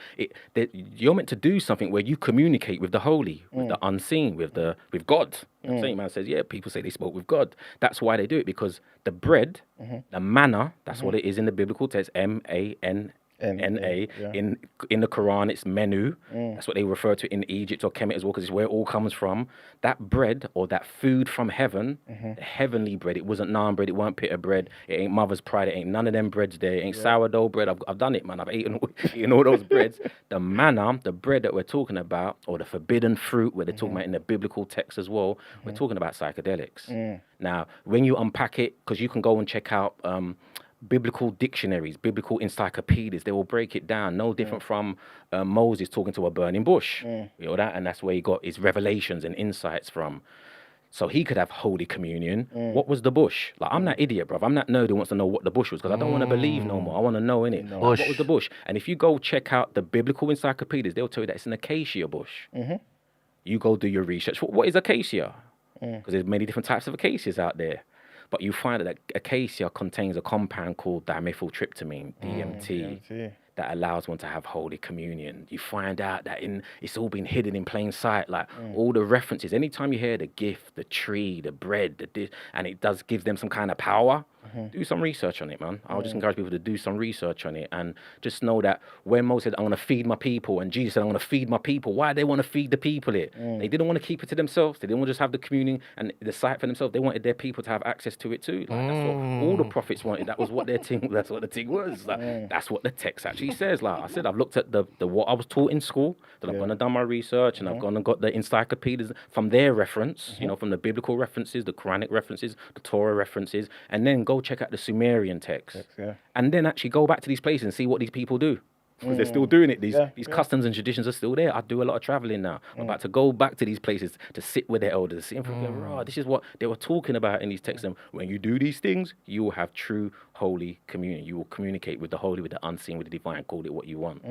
And that's why people say, I met God or I am God. It revealed to me that I am God's child. I'm a little God out here, and I've got powers and I can do stuff. And some people, they run with it in it because their egos inflated, because that's what I'm here to share with you as well today. Like, because a lot of people say, psychedelics can be good, can be positive. Like, and I said they're manifested, they're mind manifesting. So if you've got the right intentions, you're a good person, for lack of a better word, it's going to make you good and feel good, and you're going to do good stuff with it. But if you're a dickhead, it's just going to manifest you being a dickhead. Even more, because you know what I'm saying? Like, it's not good or bad. It's like, who are you? What's your purpose? What's your intentions? You know, and what are you trying to get out of it? And that's what it's gonna do. So you come to find out musicians, political people, sports personalities, all these people have been doing this stuff, man, to enhance who they are. And some people use it for good, some people use it for bad, again, for lack of better terms. But like I always tell people, just do what you do, man. If you know who you are, like, do what you do.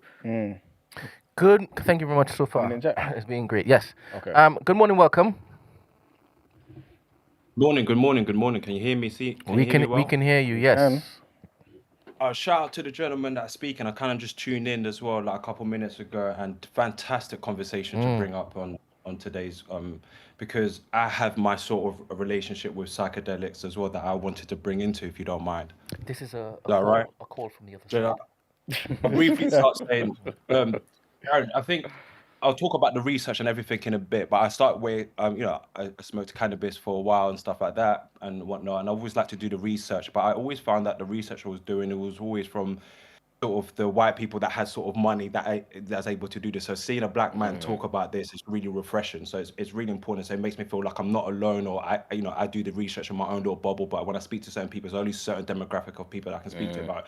But anyways, I had my first child. I was going through a stage where, like my birthday, traditionally I would probably, spend time with family. But I said to my missus, I was like, is it all right if I kind of just go away by myself and just have some time to think, just explore myself and whatnot. And I'm planning to do mushrooms. Missus was like, go, great, it's your birthday, do that. I think I was turning 22.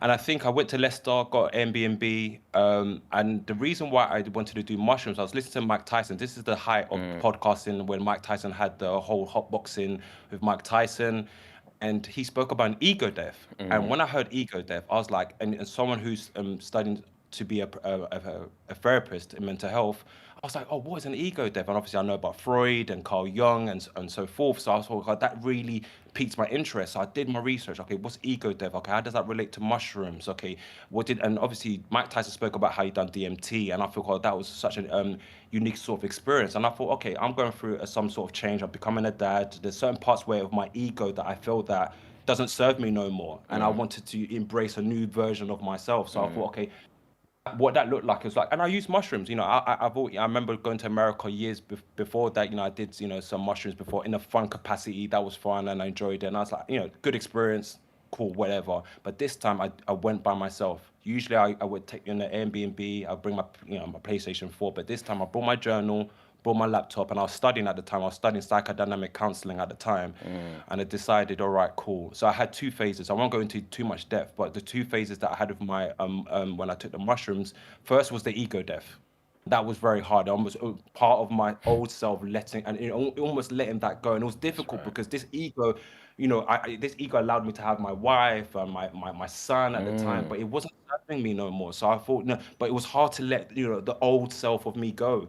And then the next phase of my ego, part of my ego death, was I saw a future self of me looking at me doing these psychedelics. So there's going to be a time in my life, one day I'll be looking through a picture, and in that picture I can see myself doing the psychedelics. Now, people might be thinking, what is he talking about? That's on board. But listen, it's not for other people to understand. This is my sort of story and my, my thing to say. But I say that to say that because I think the conversation about psychedelics is becoming a big thing, especially in the therapy space. I know in America they have much more of a sort of tolerable research, and Germany as well when it comes to psychedelics. They use it a lot for PTSD, war veterans that suffer from PTSD. They use a lot of the mushrooms and microdosing, using that in the therapy space, which is something that I really want to get into. But I think UK has to sort of be on that as well, because I think not only PTSD and war veterans, if I look at the current climate now with the gang members, and I'm not here to say that all people should come in and do psychedelics. I'm not saying that, but I'm saying that for certain people that in the therapy space where you can be held and contained and safe enough, we can have that sort of conversation. And I think what happens with the mushrooms, what I felt that happened with me was, I think you got the conscious mind and the unconscious mind, and I think there's sometimes there are barriers in between that as well that doesn't allow you to go deep within to the unconscious mind that we have. If you look at the Freud's term, or by the iceberg, you've got the conscious, pre-conscious, and the subconscious. Something. So I think what happens is we take out that layer there, and we lack almost an ebb and flow state of mind to allow ourselves to really understand who we are in oneself. And I think psychedelics is not a thing that you need, but can be a necessary tool. It's like in therapy, I have different tools in my toolkit. So some people might need psychodynamic in terms of, okay, let's go back to the history of, your upbringing, your origins. Tell me how, your childhood experiences. But for certain people, they need CBT. So that's in the here and now. That's what we're working in this sort of moment of time. And psychedelics could be one of those tools. I think if it's safe, and we have the right people speaking about it, and even more importantly, people like us, like Darren, that you're speaking as well, as a black man speaking about this, it changes the perspective of psychedelics as well. Because it's a hippie sort of trend, the white people will come in to do this whole psychedelics, but even then, in this time when it came about, it got abolished because the government came in and took the whole thing and wanted to do research on it, and it went completely sort of left. I think if we start having honest sort of conversations, as well as right people to have those conversations, that's what I'm saying, because I saw that every time I did my research, I don't see a black man speaking about this. So when I saw Darren speaking about psychedelics, I'm thinking, what?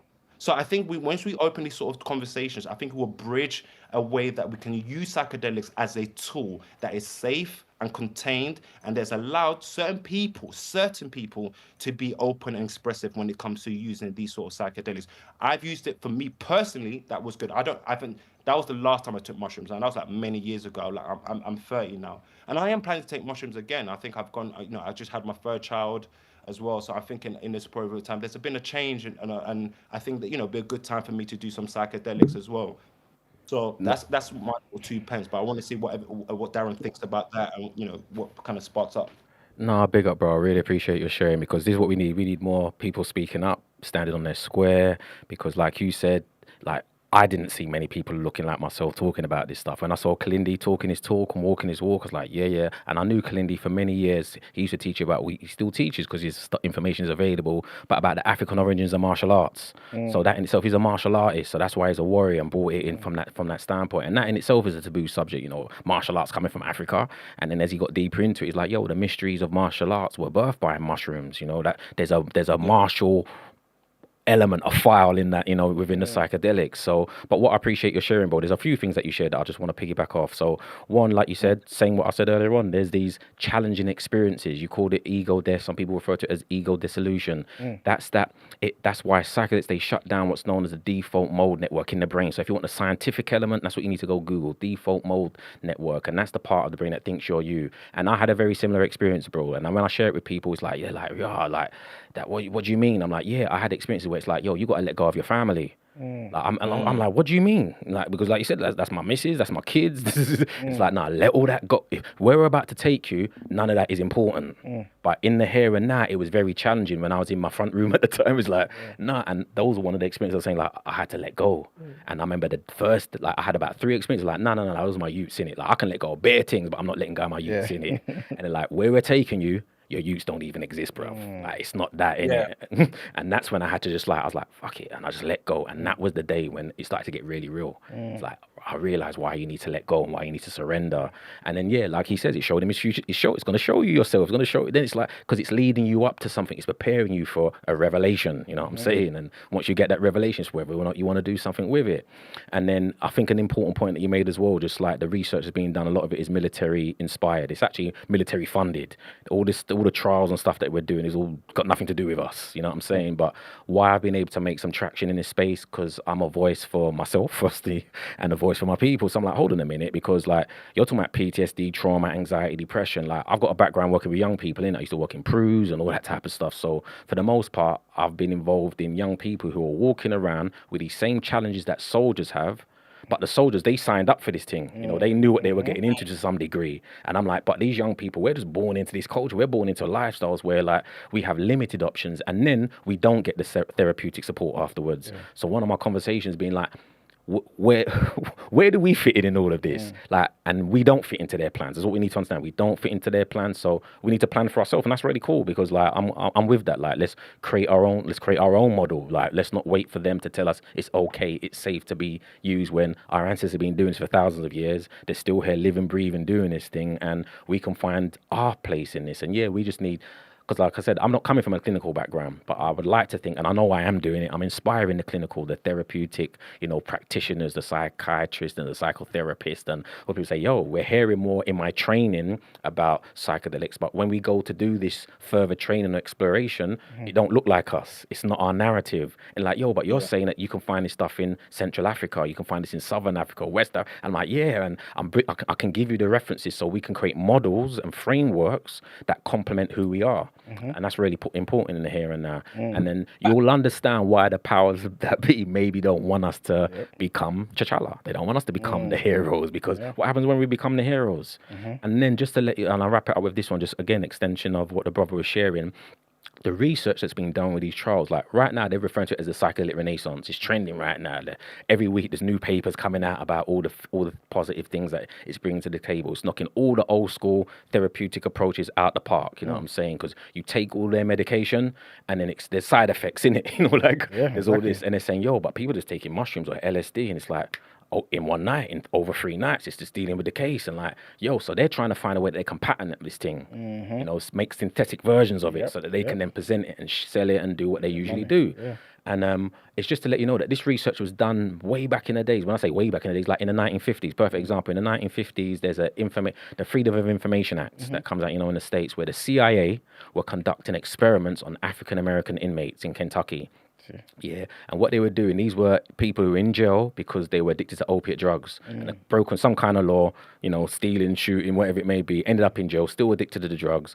And this ex-addict, Howard Lotsoff, his name was, he was exploring psychedelics and came across these papers, which not even suggested that, proved that the CIA were conducting these experiments on African-American inmates and were rehabilitating them. Now, I always say that just to say, how many of you know of or heard of anybody going to prison and really being rehabilitated, coming out? So they were trying to get them off the opiate drug addiction, but not only were they getting off the drug addiction, when you have these experiences, like I said, though, whether it's addicted to drugs or addicted to cookies, it's going to take you to the source. Why are you addicted to this? What has led you to this? And what in your past? And then you can nip that in the bud. And that's what they were doing with prisoners. So when we're talking about youths that are caught up in the system, we can nip it in the bud way earlier. We can actually have them in prison and do the work. And this is some of the things that I was exploring with some of the communities in Jamaica, because Jamaica is one of the places in the world that it's legal to do this stuff. So we can have conversations about it, and like, what could we go into prisons and rehabilitate young people, not even just young people full stop, that are in it. It's like, because the potential is there. Research back in the day say it's there, the research now says it's there, and like, but it's not for us, it's for the military, because they're military minded. So we just need to know where we fit in on all of this, and it's on us to kind of stand up, be counted, and do our thing. So that's why, like I said, I didn't want to do this. But my experience is like, nah, this is what you're about to do, and this is why you're going to do this. And yo, like the brother said, he needed to see me, I need to see Kalindi, like we all need to see each other out here, innit? And that's why we do what we do. It makes it. I must say that it makes it much harder, because it almost becomes bubbles. So in the therapeutic sort of space, obviously in my profession, we speak about psychedelics, but it almost feels like it's almost like you said, it's trendy to speak about it, but no one really acts upon it. No one actually thinks about it, kind of thing. And when I say it's almost like a bubble, it's almost like, okay, there's a black side of how black people view psychedelics and that sort of lens, and that sort of that military white people sort of. There's no sort of cohesion. There's no sorts of togetherness, and because it's almost like, oh, that's for you people, or you guys are psychedelics. So people already think of a narrative of you when you say that, oh, I take mushrooms, I take psychedelics, or you're one of those hippie guys, or you're one of the hippie girls, or whatever it may be as well. And I think that's what I think almost as well. I think, how do you deconstruct a narrative that has so much bubbles where we can actually bring it all together, kind of thing? Because even if I go to my supervisors and say, hey, if I have a client that comes in shrooms, they'll be like, no, that's not allowed at all. Like, even if a client comes in that is drunk or is high, we can't carry on with the session. But I always wondered, why can't I not still facilitate a space for my client who, yes, he might be intoxicated. Of course, health and safety, I understand that as well. And bear in mind, I do give consideration. I am a male. So if I was a female therapist, I wouldn't necessarily feel comfortable if there was a male or someone that was drunk in the therapeutic space. So I could understand that. But like I said, if there are provisions and conversations where we can safeguard ourselves as therapists and also safeguard the client, I think we can still do some important work there. Yeah, bro. Well, it's happening, like Baba taught me and others, and we just say, like, we're still at the infancy stage of this thing when it comes to the West. Remember, the West in general are the babies. They're the infants in Earth story. You know what I'm saying? So in this psychedelic space, it's the same thing as well. It's only because they're the producers, they're the directors at the moment, that we're seeing it from their lens, their perspective. But it's just to say that we have been doing this. We do have frameworks. We do, there's an approach that we have, but it's not on the forefront. Just like you don't see certain things on TV if it's not. The producers and the directors don't want you to see that on the TV. So behind the scenes, bro, there's a lot happening, and in the public space, there's a lot happening as well. Like, I'm in King's College this coming Monday with a panel of people in the UK that are pro psychedelics, in the clinical spaces, and are pushing this forward, being inspired by people like Monica T. Williams, who, nearly 10 years ago got the first official licensing to do trials on African Americans and with MDMA. So it's looking at race-based trauma with Africans in America. But what was happening? African Americans like, yo, that's that white hippie shit, man. What do you mean? So she found it difficult to recruit, and getting people engaged. So that was one. But secondly, then these trials are taking place in a hospital, in clinical settings. We're like, yo, do you know what happens when we go in hospitals usually? So there were so many challenges in engaging our people. And I'm not saying this is the way that we should go about it, but I'm just saying that was the approach. But they ended up doing the trial. She did get people for the door. She did get people in the clinical settings. And do you know what? They were getting results. So this is just to let you know that, yo, it's happening. We're still at the infancy stage. And do you know what happens? When they let us in a dance, I know what happens. When they let us play tennis, when they let us play golf, when they let us play, I know what happens in it. So in this space too, if we just keep doing what we're doing, and that's why I'm going to keep doing what I'm doing and champion this thing and just inspire people who are professional, are the judges, are the lawyers, are the doctors, whatever, get in where you fit in, innit? I've got in where I fit and I'm doing it my way, and I hope to inspire people, whatever your profession is, to kind of okay, this brother, he might be talking that airy fairy stuff, ancestral stuff and all that, but I could see how this fits into because I work with people that are recovering from alcohol, like you said, bro, and it's it's relevant, it is relevant, and we can have those mature conversations, and they are taking place, and it's like I said, bro, it's no rush, it's not a race, you know what I'm saying? And I don't know if you're familiar, what is it, the 100 monkey syndrome? That theory where they gave monkeys in one region some practices to do, train them up, and then monkeys in other parts of the world were doing the same thing. Crazy. Like how we're all connected, and how and why was that? That's the mycelium network. That's also the melanin network. It's just to let you know that as long as you keep doing what you're doing, bro, I keep doing what I'm doing, there's going to be a brother or sister somewhere else in the world to be inspired to do the thing, and it's that's how we're going to make this thing happen. Sick. Thank you for that. Welcome. Oh, no worries. By the way, E-Man, I got that hat, by the way, that you had last time. The what's it? The mental wellness. Come on, club. Big up you, man. You know what I'm saying? Man. Sick hat. Big up, welcome, man. Sorry, welcome. Did you see any entities? Nah. Well, no. When I did it in America, I think if anything, I think we skipped time. That's my fun story. We skipped time for almost something happened. There was a blip in time. So in Avengers, Infinity War, there's a blip when Thanos does the blip. I think that happened with my friends. Me and my friends were all together. Then we was together in one room. Wait, you came back and there were less of you there? No, no, but I love this guy. no, we somehow almost like transferred to another room, but we don't know how that happened. Yeah. But like we was conscious that we was in that room, and it's just it's one of, I have to really debrief one time, but that's Yeah, and what that's what happened. we But say. no, Sorry to cut you, but that's what we say. This is not a thing with like when you start trying to explain it to people, it's like, what are you talking about? Like, this is an experiential thing, you know, and it's really important to understand. And more time, 9 times out of 10, when you know that you've had the brothers had experience, you just give the nod, like, I know you was there, bro. Like, I know you was there. I know what that's like, because I said it bends, it shifts, and it just lets you know that things are not as rigid and solid as we've been taught they are. So yeah, but yeah, I can relate to that, man. Big up, welcome, man. Appreciate it, man. As always. Yvette, big up Yvette as well. She's in the chat. She says, "Can you talk about ayahuasca?" I can definitely talk about it. You know what I'm saying? Ayahuasca, for those who don't know, is a plant, again, that you find primarily in like Central and South America. Okay. Like I always say, like everybody's got their thing. There's not a culture where you're gonna go to and they ain't got their thing. So that was gifted to people that you find in Central and South America. The ayahuasca vine. It's known by many different names, but when you translate it into English, it's called vine of the dead or vine of the soul. What do they say? They say the same thing. We use this vine to communicate with our ancestors, to communicate with the unseen, the forest, because most of these people who deal with these plants and stuff live in the forest. So naturally, so it's like, there's entities and elements in the forest that we commune with. So ayahuasca is a brew. So this is why, you know, there's basically 2 plants. There's 2 plants that they mix together. One's got DMT in it. The one is what we call a MAO inhibitor, which allows the DMT to become orally active, meaning that you can, because if you was just to take it by itself, it wouldn't have no effect. But you mix it with this other plant, it can then stay in the body processes it, and then you have very similar experiences to what we'll call the psychedelic experience. Again, ayahuasca's trending, you know, it's really popular. That's the one that everybody's talking about for the most part. And that leads me into exploring, you know, psychedelic tourism. And, you know, off the back of that, there's people who are just like up jumping, going to these places, ripping up the vines, coming back, buying the feathers, buying the garbs, and saying that they're ayahuasca shaman and this, that, and the other. But the compound in ayahuasca is DMT, dimethyltryptamine. So you can smoke it. It can be done in different ways, but traditionally it's done via a drink, or a brew, as they refer to it. But again, that's just to say, because I bring it back home, we have our own ayahuasca vine. We have because the acacia vine is the ayahuasca. Okay. You know, so we have our acacia vines in Africa too. You know what I'm saying? So we have our own vines. The oldest version of ayahuasca that we know, you find it where? In Africa. You know what I'm saying? It runs. Anybody heard of the Nile Valley? Nile Valley civilization. All the civilizations running along the Nile Valley know about this stuff. Everybody from the ancient Egyptians, the Maasai to this day work with it. You know what I'm saying? Different groups use it in different ways.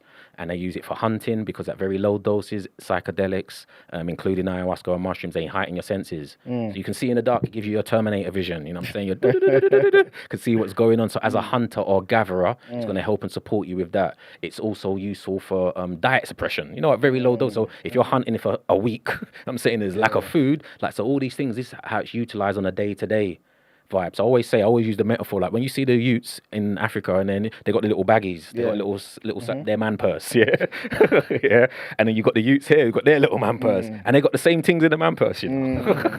But the intention is different, you know, because inside it they got their tools, their weapons, because their man might to fight lions and jaguars or whatever it may be, but they also got their substances that get them through the journey that they're on. You know what I'm saying? So when you see the ayahuasqueros, the priests or the shamans that work with that, they're saying the same thing, like there's a spiritual element, there's a healing element, but there's a warfare element as well, you know.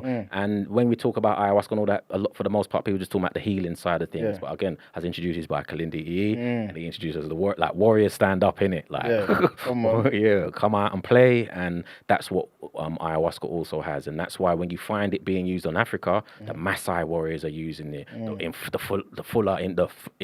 Fuller tradition, South Africa, you go everyone, it's a warrior thing. The Zulus, I don't know how much time we got, but you know, in the Zulu tradition, because you mentioned South Africa, I spent 3 months in Southern Africa.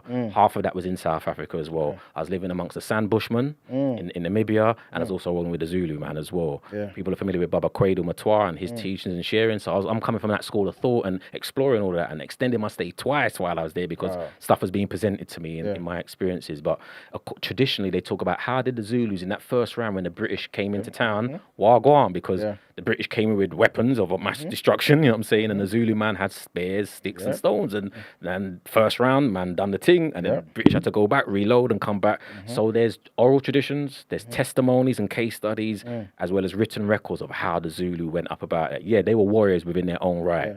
But they had these snuff packs that they work with that have got high dose THC. They had also these snuff packs that had something known as bufane, or the Bushman's poison bulb, which they say is like a visionary plant, which it is. It's a psychedelic visionary plant. And they also had Amanita pantherina, which is a family member to a famous mushroom called Amanita muscaria. AKA fly agaric. We might say, okay, and what mushroom is that? We've all seen it. When you go on your iPhone, go on your Android, and you type in mushroom, that little red mushroom pops up. People say, oh, that's the poisonous mushroom. Well, there's a black version of it. It's called the Amanita pantherina. It's the black panther mushroom, literally, that they use in the leopard or panther societies, not the movie, not the man in Oakland, the Black Panthers. I'm talking about the real secret societies of Africa that you find throughout the continent, top to bottom, left and right, that they work with these plants. And it was initiation for the young boys as well as the women to become the warriors.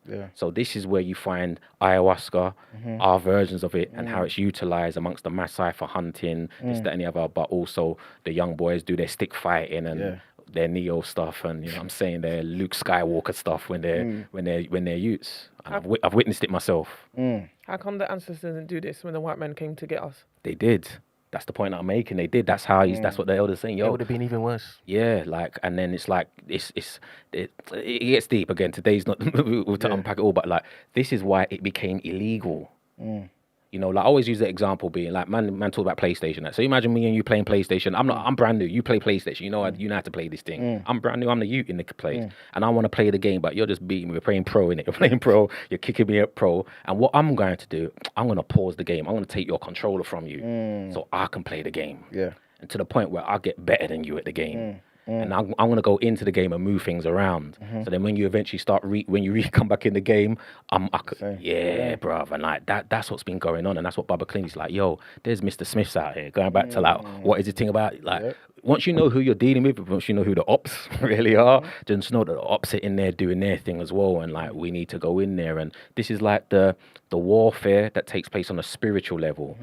Baba Kalindi would always highlight as well that, you know, when you see the classic kung fu moves, the old school ones, or even the ones like, what's it, hidden tiger, crouching tiger, when you see man flying and doing, that's entheogenic warfare. That's how the beefs used to be sorted out. So if me and you have got a beef, we wouldn't sort it out physically because blood would shed. But what would happen is we would dose up and go fight in the dojo in the entheogenic realms. Like, that's how we would sort out our rival. And then there's a group amongst us that are more physical. And they like to see more blood being let, and they express it differently than how most cultures historically have dealt with their rivals. Not to say they want no physical beefs, but not to the level of you've gone around the world doing what you do the way that you do it. And the reason why they put and been able to do what they've done, I don't know, man. This is what the research says. Maybe it's due to their lack of melanin. You know what I'm saying? Where they are able, they feel less. So they can do more of what they do in the way that they do it, which you will say, oh, why didn't we? Because that's not our nature. Like we're not killers like that by nature. You know, some people are killers like that by default. It's just like what they came into the game like. So it's like it's interesting where we're at in that conversation of like, what do we do and how do we then prepare ourselves or at least defend ourselves? You know what I'm saying, at minimum. All right. Okay, so wonderful so far. You said earlier that psychedelics birthed religion, right? So, Manuel, chicken or the egg? I can wrap my head around this being the birthplace, as in Africa being the birthplace of these fantastic psychedelics, and our ancestors taking this from way back when, from the very beginning. Can't you see it as though this is how they started forming their gods? So their first interaction with these gods was when it is they took these psychedelics. Potentially, it could be. But also, I think it's just recognizing that there's something outside of yourself. Oh, fair. That's great. Fair. You know what I mean? So they stumble onto this. I'm asking you. Like everything else in life, though. All right. You know what I'm saying? You go back far enough, there was one person or a group of people that did something for the first time. Yeah. So Can I speak on that? Just in a minute, I want something. So Yoruba land, yeah? Yeah. And your people now. All of the practices and cultures that you keep on looking to say that the white man came in with their Christianity and looked to erase, right? I'm not understanding the genesis of this a bit more. Okay. Yeah. It's making sense to me a bit more, right? Talk to me. I'm not going to say too much now. I'll save it when it is that the esteemed gentleman is not here, so I can get onto you when you get back. You get me? But if they didn't, what did they have before they took the psychedelics? What existed before? Who was governing them before? Who were they looking up to before psychedelics were now in the system because they just happened upon it? I mean, I obviously can't answer that question, but I feel as though just with exploration in life, though, you recognize there's certain things. It's kind of like how we procreate. It's kind of like how we bury our dead. It's how, like, everything comes from experience. With time, you recognize just having this person that was a loved one, just who's passed away, just right next to you. It's not productive. You know what I'm saying? So you go on maybe a lot of certain land and do particular things. You just learn from trial and error. I think this is what we've been doing from the beginning of time. But I think with the introduction of psychedelics and stuff, you might be able to tap into a particular part of your mind. Because this is basically what you're saying, right? In terms of like clarity on certain things, right? That makes you maybe assign a particular meaning to something. You know what I'm saying? That you never knew before. And so you can be like, okay, cool. This must be so-and-so. All right, so you would wander under the stars, you would marvel, but you would only deep it once it is understanding of why they were there after the mushroom. And I think, I mean, obviously that's simplifying it, yeah, but I think that comes with, that's the trial and error part of it, though. You see what I'm saying? And I think some people might have also maybe taken certain psychedelics and maybe reached conclusions that were less productive. Do you get what I'm saying? Are these psychedelics, like, do the melanated get a better experience than the unmelanated? Or melanin deficient? Yeah, I would be biased in my view. But I'll share that. I'll say, because I want to bounce off of the conversation you just said as well, because I think that's important, the Yoruba stuff as well. But my inspiration for actually saying I'm actually going to take psychedelics was because I was reading a book called DMT, the Spirit Molecule.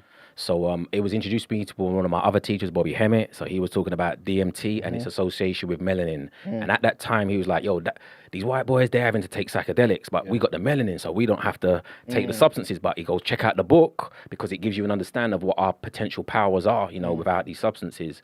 With that said, I've got the book. I'm reading the book and I'm reading the testimonies, because this is all to do with the first trials that they were doing like in the 1980s with DMT, and it was in comparison to near-death experiences. That some people are having these DMT experiences, people have had near-death experiences, and it seems like they go into the same places or having very similar type of experiences. So, can DMT support you in near-death or death-like experiences, blah, blah, blah. So I'm reading this book in it. And in the testimonies of 100% white European Americans, they were all talking about being transported back and being in ancient Kemet, being reborn into Yoruba and a shun popping up. You're like, rah. Come on. I'm reading this thinking, but that's what, that's what I want to tap into, And I've been doing breath work, dream work, yoga, just like nothing, and not getting access like that. You know what I'm saying? I was like, right, if these white folk are taking it and hooking up with Isis and Osiris and this, that, and the other, what's to say? What happens when we go in the dance? And I shared that with when I was in Jamaica, and one of the elders there who works, from the Ras community, he's also working with mushrooms. He says, because he goes, when the white people come to these retreats in Jamaica, because it's popping off in Jamaica at the moment, for a few years now with this whole psychedelic space. He goes, when they come over, he goes, they're trying to heal their trauma. They're using mushrooms to reconnect with nature. All these things, which is really cool. But he goes, wagwan if you're already connected to nature. What like when you're just like you're not dealing with this stuff for that. So to answer your question, you're gonna have different types of experiences, man. Like we're not all the same in it. Like me and you's not gonna have the same experiences. Culturally, we're not gonna have the same experiences. Different races are not because we all got our own files. We got different blood. We got different crystals inside of us that we access and tap into, and that's where the data and information is for you to work yourself out. Saying that, then, is it better for somebody who knows where they're from, ethnically and ancestrally and things like nature, to go there for I guess the the mushrooms that actually native to that particular land? All of that, that's good stuff, yeah, man. Like I always say, like the mangoes that grow in your land should be the mangoes that you eat. You know Yeah, what I'm saying? exactly. Yeah. Because it comes from the soil that you and your people come from. Like it's important. But we're in a place and space where I've been disconnected from that. So I'm first generation born in the UK, family's from Barbados. I know that I come from the continent. Where exactly where, I don't know. So I've got to find my route back. And what I've come to realize, I always tell people, bro, I'm pie and mash, innit? I'm jelly deals. Like I'm from this environment that when my mother was breathing me and for me in her womb, I've got all these elements inside of me as well. So I can tap into the soul here. I always tell people, I'm from East London, bro. Epping Forest is the lungs of East London, innit? So you can go to that forest and tap in. And that forest connects with all the forest in it. Yeah. You know what I'm saying? Like if you're going back to the source, you can go back to the source. You know what I'm saying? So no different from, again, I'm going off it and I still want to come back to the Europe and stuff because I think it's important. But like when I traveled to South Africa or Southern Africa, I was looking at the ancient stone sites because the elders were saying, the Zulu traditions, they were using these as telephones. For lack of a word, it's laptops and telephones. It's a technology. The same crystal technology that's in our phones, that's in the laptops that make them work and make them do what they do are the same crystals that are inside of us, like the same crystals in our blood. And ancestors know this stuff, man. And this is where we get certain things when we talk about sacrifice and blood rituals. And it seems like it's far-fetched, but there's a science to it. There's a science there. And then when you go into all the spiritual systems, it's all there, man. The Yoruba, so Giorgio Samarini, who's a top scholar in the Enthel, mycological space, he says the oldest written records of psychedelic use of mushrooms, written records, are found amongst the Yoruba. Wow. You know what I'm saying? So we know. And then when you see certain, I show it in some of my presentations, like the imagery of the Babalaos going into their, rites and initiations, and you see them dressed like mushrooms, bruv. You can't deny. If you know, you know. When you don't know, it's just like, it's there because you need to be initiated and being given. But Baba Kalindi, again, he traveled the world getting initiated into some of these places, and he goes, bro, when they give you that brew, if you know mushrooms, you know mushrooms. There's a distinct taste of mushroom. Like, no matter how much curry powder, how much stuff you put in it, you know the taste. And he's like, it's in all of them. And then you got, like, I talk about it, and, another time maybe, if I get invited back, you don't counsel me. But, they talk about, like Shango. Perfect example. Like Shango has his. Yep, exactly. Like Thor, innit? Exactly. So what is this hammer? What is this axe? Hammer, that's it, It's the mushroom, bro. All right, then. So who's Shango? Just for the uneducated. Yeah, he's Orisha. Okay. Part of the Yoruba. The pantheon. Yes. All right, okay. And he was holding a stick with the mushroom on the top of it? No, it's like a hammer. Yeah, it's an axe. Axe sort of thing, innit? Yeah. With the mushroom on the top of it? No. No, it's symbolic. It's symbolic. It's all symbolic, man.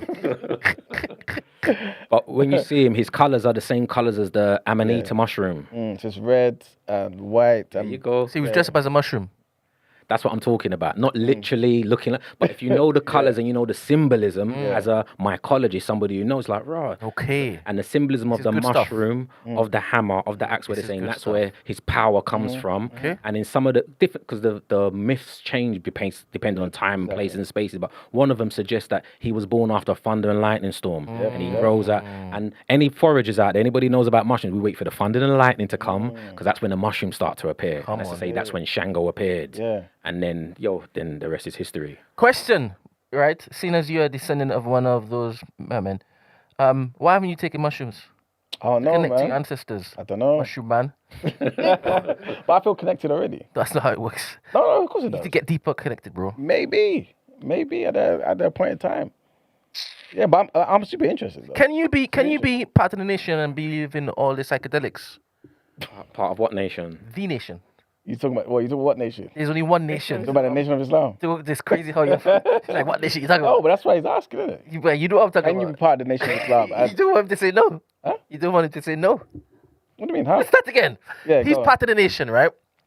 Okay. Right? The nation of Islam. Can you be a member of the nation of Islam and entertain eating mushrooms? I'm not going to put it out there like this, but my first school of thought was Nation of Islam. Come on. I was raised by Ice Cube, Public Enemy. They're the man who gave me knowledge of self, innit? Come on. That's the path is to go to Moss, down there in Dalston, Come on. Stockton. So that's where Time that's is how I got introduced. it's linear, bro. So moving forward, Why are you talking about the past? Yeah. We're still here, right? Necessary. Yeah. You have to know the history. All right, cool. So moving forward, I'm not a member, an active member of Nation of Islam, but just to let you know that moving forward, I spent quality time in the States. And I'm around members, like people maybe familiar with people like 19 Keys. Come on. You know, ask him then, innit? That's what I would say. Is like, ask him what his thoughts are. Come on. You know, because I've been on panels and plays and spaces where we have these conversations in public spaces as well. And if it wasn't allowed, I don't know why he would have been at these events, why he would have been part of these communities where we're talking. Get into it. It's just to say that he's definitely not objective to this thing there. And I believe, I don't want to put him out there, but like he's spoken on maybe his own experiences with mushrooms and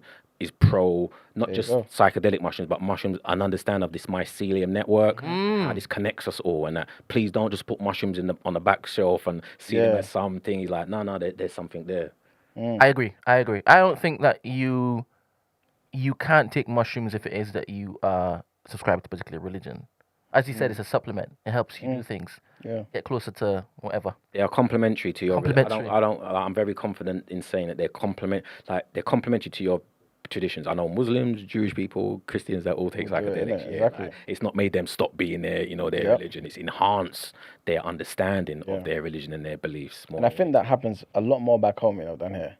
This is the reason I why. agree. This is why we say all the time, Nigeria, Sierra Leone, all West Africa, people will be Christians and still go and see Babalawo. Be Muslim, still same thing. It's here where that divide is very, you know what I'm saying? Yeah, but there's an argument there.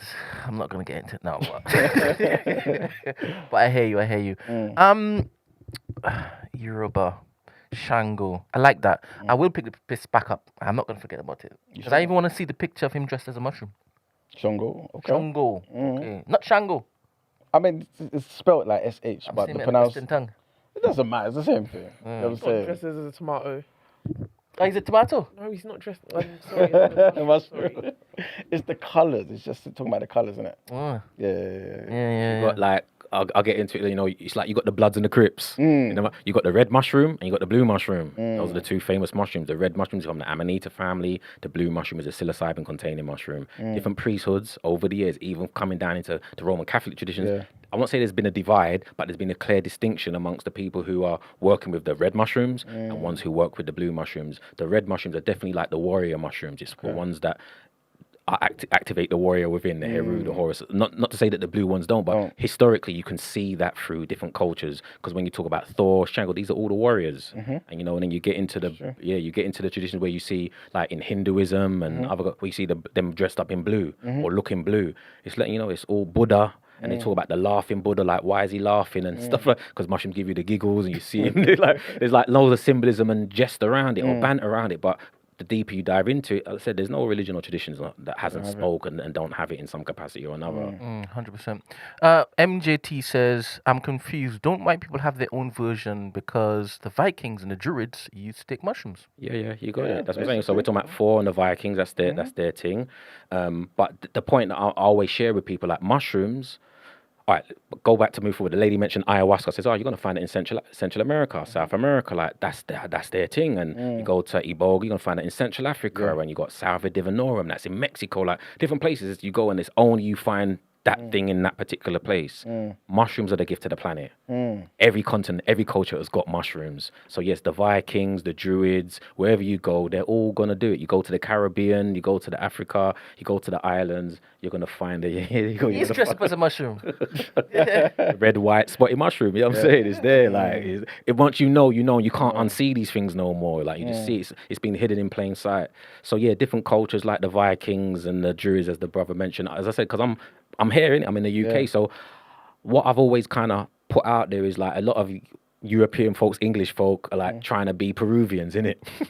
And I'm like, bro, you know, like you got the thing here. Like, I just done like a week in Cornwall, took a group to Cornwall, like to let them know that this stuff is here in the UK. Like you go to the West Country, you go to Wales and Scotland, Ireland, and then you dive a little bit deep and you realize that's all black and African as well. But again, that's a whole nother subject. But that's why I can take African people to Cornwall, to Wales, to Scotland, to Ireland, and show them that this is our stuff as well, because we were the ones who populated these lands first. And the people who have these practices, like the Druids, will say the brownies taught us, the little black people taught us. They have the customs and traditions that talk about this. And again, that's a whole nother series that I do where we unpack all of that. So it's like, that's why I say, like, you can be anywhere in the world, bruh, and you're going to find your thing in it. Like, our stuff is... So first generation born here in the UK. I was trying to get back to the Caribbean and trying back to Africa. I still am. I'm on that. But I realized there's a reason why I was born in the UK, you know, to find out and understand that, right, even it's right here. Everything you need is on your doorstep. Come on. So, yeah, man, you can kind of come full circle to realize that what we might call Viking, we might call it Druid, but you find that the first Vikings, the first Druids, the first of them, they're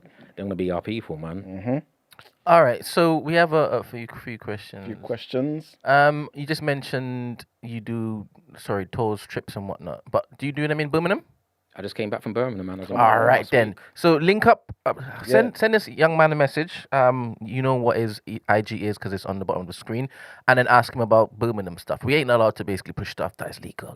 You get me? So yeah, having conversations about it is legal. We can talk the talk. Yeah, I'm not doing retreats where people are taking this stuff. No. The only place I do that is in Jamaica because Okay. that's where we can do that. So I do that once every year, once every other year. You know, sometimes a couple of years. We do that for the people. We also do facilitating training. So going back to the brother who called in earlier on, we do one specifically for practitioners. We want to bring in psychedelics into their practice. But they want to have a more holistic, indigenous understanding of it. Okay, I've got 3 practitioners who will willingly sign up. Willingly. What? Don't speak for them. Clinical psychologists. Open-minded. Come on. Come on. Next one. Is there risk with mixing psychedelics with undiagnosed mental health issues? Yeah, man, for sure. You know, like we say, like, although there are evidence that shows that they can support therapeutic, you know, mental health challenges, if you're saying they're undiagnosed and if, you know, you're on, SSRIs, you know, the serotonin inhibitors, because psychedelics, ultimately what they're doing is they're working with your serotonin receptors and you're taking medication generally that's working with that as well, so it can be conflicting. So there's protocols. We say that if you have mental health challenges, if you're taking any medication that one would need to if you're considering taking psychedelics. Okay, next one. Can you trip off cacao mushrooms? Yeah, well, from what I understand from that question, cacao is chocolate, you know, cacao, ceremonial cacao, mushrooms, and people mix the mushrooms and the cacao. Cacao is a subtle MAO inhibitor. So what they say, it can enhance your mushroom experience. It keeps it in your system for longer. So that's why traditionally in like Central America, amongst the Mayan and where you find these ceremonies taking place, that they mix it, mushrooms and cacao together. So yeah, that can be done. Would you ever recommend somebody who's, for example, who might be listening to this, thinking, you know what, let me try this myself. Let me get one of them chocolate mushroom things. Brent, you know them things there, innit? The ones that I supply? Yeah, that thing there. Allegedly, of course. No, not alleged. No. For entertainment purposes, guy. Don't raid the studio, man. But you get what I'm saying? Like, they're them sort of products there. Is that really a good place to start, or is that like? No, it goes back to what I was saying earlier on. So there's a protocol in it. So again, let me share with you the protocol that I was introduced to by Baba Kalindi in it. So it's like, first and foremost, there's something that we know, a set and setting. So no, you just don't go out randomly taking anything. You got to know about the set and setting. The set is your mindset. Where's your head at? You got to get yourself in the right mindset. And how do you do that? Empowering yourself with some knowledge, you know, and you know, so you know what you're doing, the substance that you're taking, so you become knowledgeable about it. Because some people might just go to a festival, be out at the weekend, everyone says, "Oh, here's some chocolate, just take the thing," and like. Some people have great experiences, but some people might not have great experiences. And that might mean you was in the wrong setting. So you had the right mindset, but then the setting, the environment wasn't the right environment. So those things are very important first and foremost, the mindset and the environment itself. And then what we would suggest, if you are going to do this in the place where it's legal, that you would have an experience at least three times with having a sitter, not a guide, but a sitter, somebody who's in the building with you, who's you're in your bedroom, they're in the front room. What are they in the front room doing? They're just there to help and support you in whatever you need, whether it's a hand to go to the toilet, you might want to cry, you want to bust a laugh, you might want to have someone to talk to, whatever it may be, but they're just there to facilitate that journey. But no, you don't just go buy some chocolates, go home and take chocolates. I say that's what I done. You know what I'm saying? Because and that's what I'm saying, like, I'm not here to advise or tell anybody what to do, but I'll just say, like, be responsible, like anything that you would do, you know what I'm saying? And I wouldn't just go around putting random things in my mouth and you know, just trying things like without the right setting intentions, you know, and doing it with the right knowledge base. Well, according to Emmanuel, that's how our ancestors did it. Just running around. Running around putting stuff in our mouths. No, well, in fact, I wanted to piggyback off the earlier thing. Was like, so how did this all start? Was it religion first, this, that, and the other? Because we talk about something that's known as the Stone Date theory or the Stone Date hypothesis. What they're saying is like, before us becoming humans, Homo sapiens, that as the Africa was a rainforest from top to bottom, but it started to dry out, and it forced us to come from the trees and start to gather and hunt. And somewhere down the line, we became pastoralists because we followed the cattle around. That was our indicator of where the pastures are at. And the cattle, they eat the grass. And when they eat grass, they take shits. And when they take shits, they produce mushrooms on the shit. So these pastoralists started to partake in these substances. Now, they say approximately around 100,000 years ago. They say to this day, there's different theories out there as to how our brain, they're saying that our brain doubled in size. And they don't know how and why it happened. Some people say it was aliens. Aliens came down and invented, there's different theories. But Terence McKenna and others suggested that it was the Stone Date hypothesis that mushrooms supported in our brain development. This is what started to develop our articulation. So when you're saying like, it started our languages and things like that. It's synesthesia, like when you see sounds and things like that. It's like these things were happening and they started to record and document that and it enhanced our species to move forward. Now, people say, well, we can't go back and prove whether that was the case. But what we can do now is look at mushrooms. Psilocybin-containing mushrooms are one of the very few things that actually create neurogenesis and neuroplasticity. They grow our brains. There was up until the other day, they were telling that, when your brain's injured, it's injured. It's a wrap in it that you can't rebuild itself. Psilocybin mushrooms, neurogenesis, neuroplasticity. I'm saying that relationship that we've had with mushrooms is an ancient one that supported us in becoming the species that we are today, and it will continue to complement our species in becoming more. Not just where we're at. It's a journey that we're on. Is that what they say about lion's mane? There you go. Yeah, man. And that's why lion's mane, psilocybin mushroom. The mushroom, that's what I'm saying, I'm mushroom biased because they're safe and sound, and they're the one. They're the one that shows you in so many different areas. And even if you want to stay away from the psychedelic side of things, there are many other different types of mushrooms that can support you in your growth and development, dealing with anxiety, depression, and all the rest of it, and as well as like repairing yourself, rebuilding yourself, because they deal with nerve growth. So you can, and without getting deep in the scientific side, but your nerves carry the data and information. So you can regrow, you can rebuild yourself, you can reanimate yourself, you can Iron Man yourself. I'm saying, that's what you can do with it, with these things. So many cultures have been dealing with it. It's arrived in the West.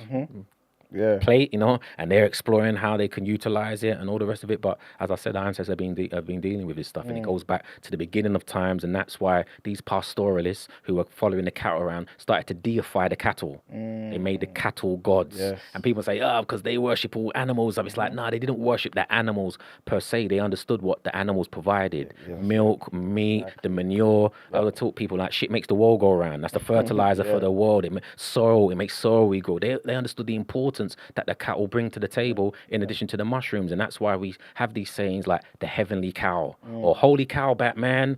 These terms that we use that get thrown around in films and stuff like that are deeply rooted in spiritual systems, which later become the agricultural societies that were observing the stars, the movement of the moon, the sun, so they could know when to plant their crops. That later become the religions that we have today, and that's why we have the Easter celebrations and the Christmas celebrations that have become commercialized, but they're all to do with events throughout this calendar when 100%. You know when to harvest and plant your seeds, and that's where our religions got it from as well. It's a fact right there, man. It's a fact right there. And it did make me think though, like we could tell obviously a lot of this stuff is based on what governments allow and certain things like that, innit? Because again, lion's mane, just get it off Amazon, it's cool, you know what I'm saying? But other things that are not legalized, it's like, oh no, I can't take this because my religion says no, I can't do it. You know what I'm saying? But really, if it was now legalized, we may consider it different. You know what I'm saying? Same thing with weed and stuff, cannabis, you know what I'm saying? So You vegans, you'll use mushrooms to replicate chicken, innit?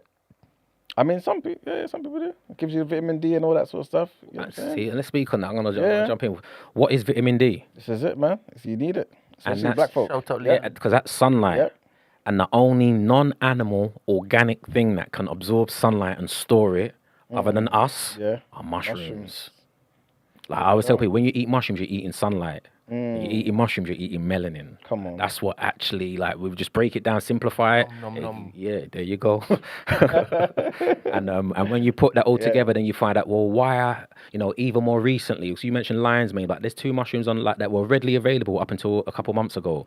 Turkey tail mushrooms and cordyceps mushrooms. Okay. They've both been recently taken off the shelf because they're saying that they're novel foods and we don't have enough data to suggest that they're safe, this, that, and the other. But they were on the shelf for many years. But they're even removing some of these, what we call adaptogenic or functional mushrooms off the shelf because they're doing the job. And it's challenging these pharmaceutical companies who are saying, because turkey tails were well known for being cancer preventative and supporting people with cancer. Wow. And what that means is people may step away from using their medicine that they're getting for cancer, and that affects the industry. You know what I'm saying? And people say that's kind of like woohoo, conspiracy theory stuff, but it's just something to explore. To at least let's have a mature conversation about it. Like, why would they start removing these non-psychoactive mushrooms off the shelf as well? Because they seem to also be doing the job. So yeah, man, it's interesting. We're in interesting times. This is it, man. Okay. Black Rob says, "Have you ever had a bad trip?" Did we ask you that already? No. No. Yeah, have you ever had a bad trip? For lack of a better word, bad, yes. Challenging experiences, most definitely, man.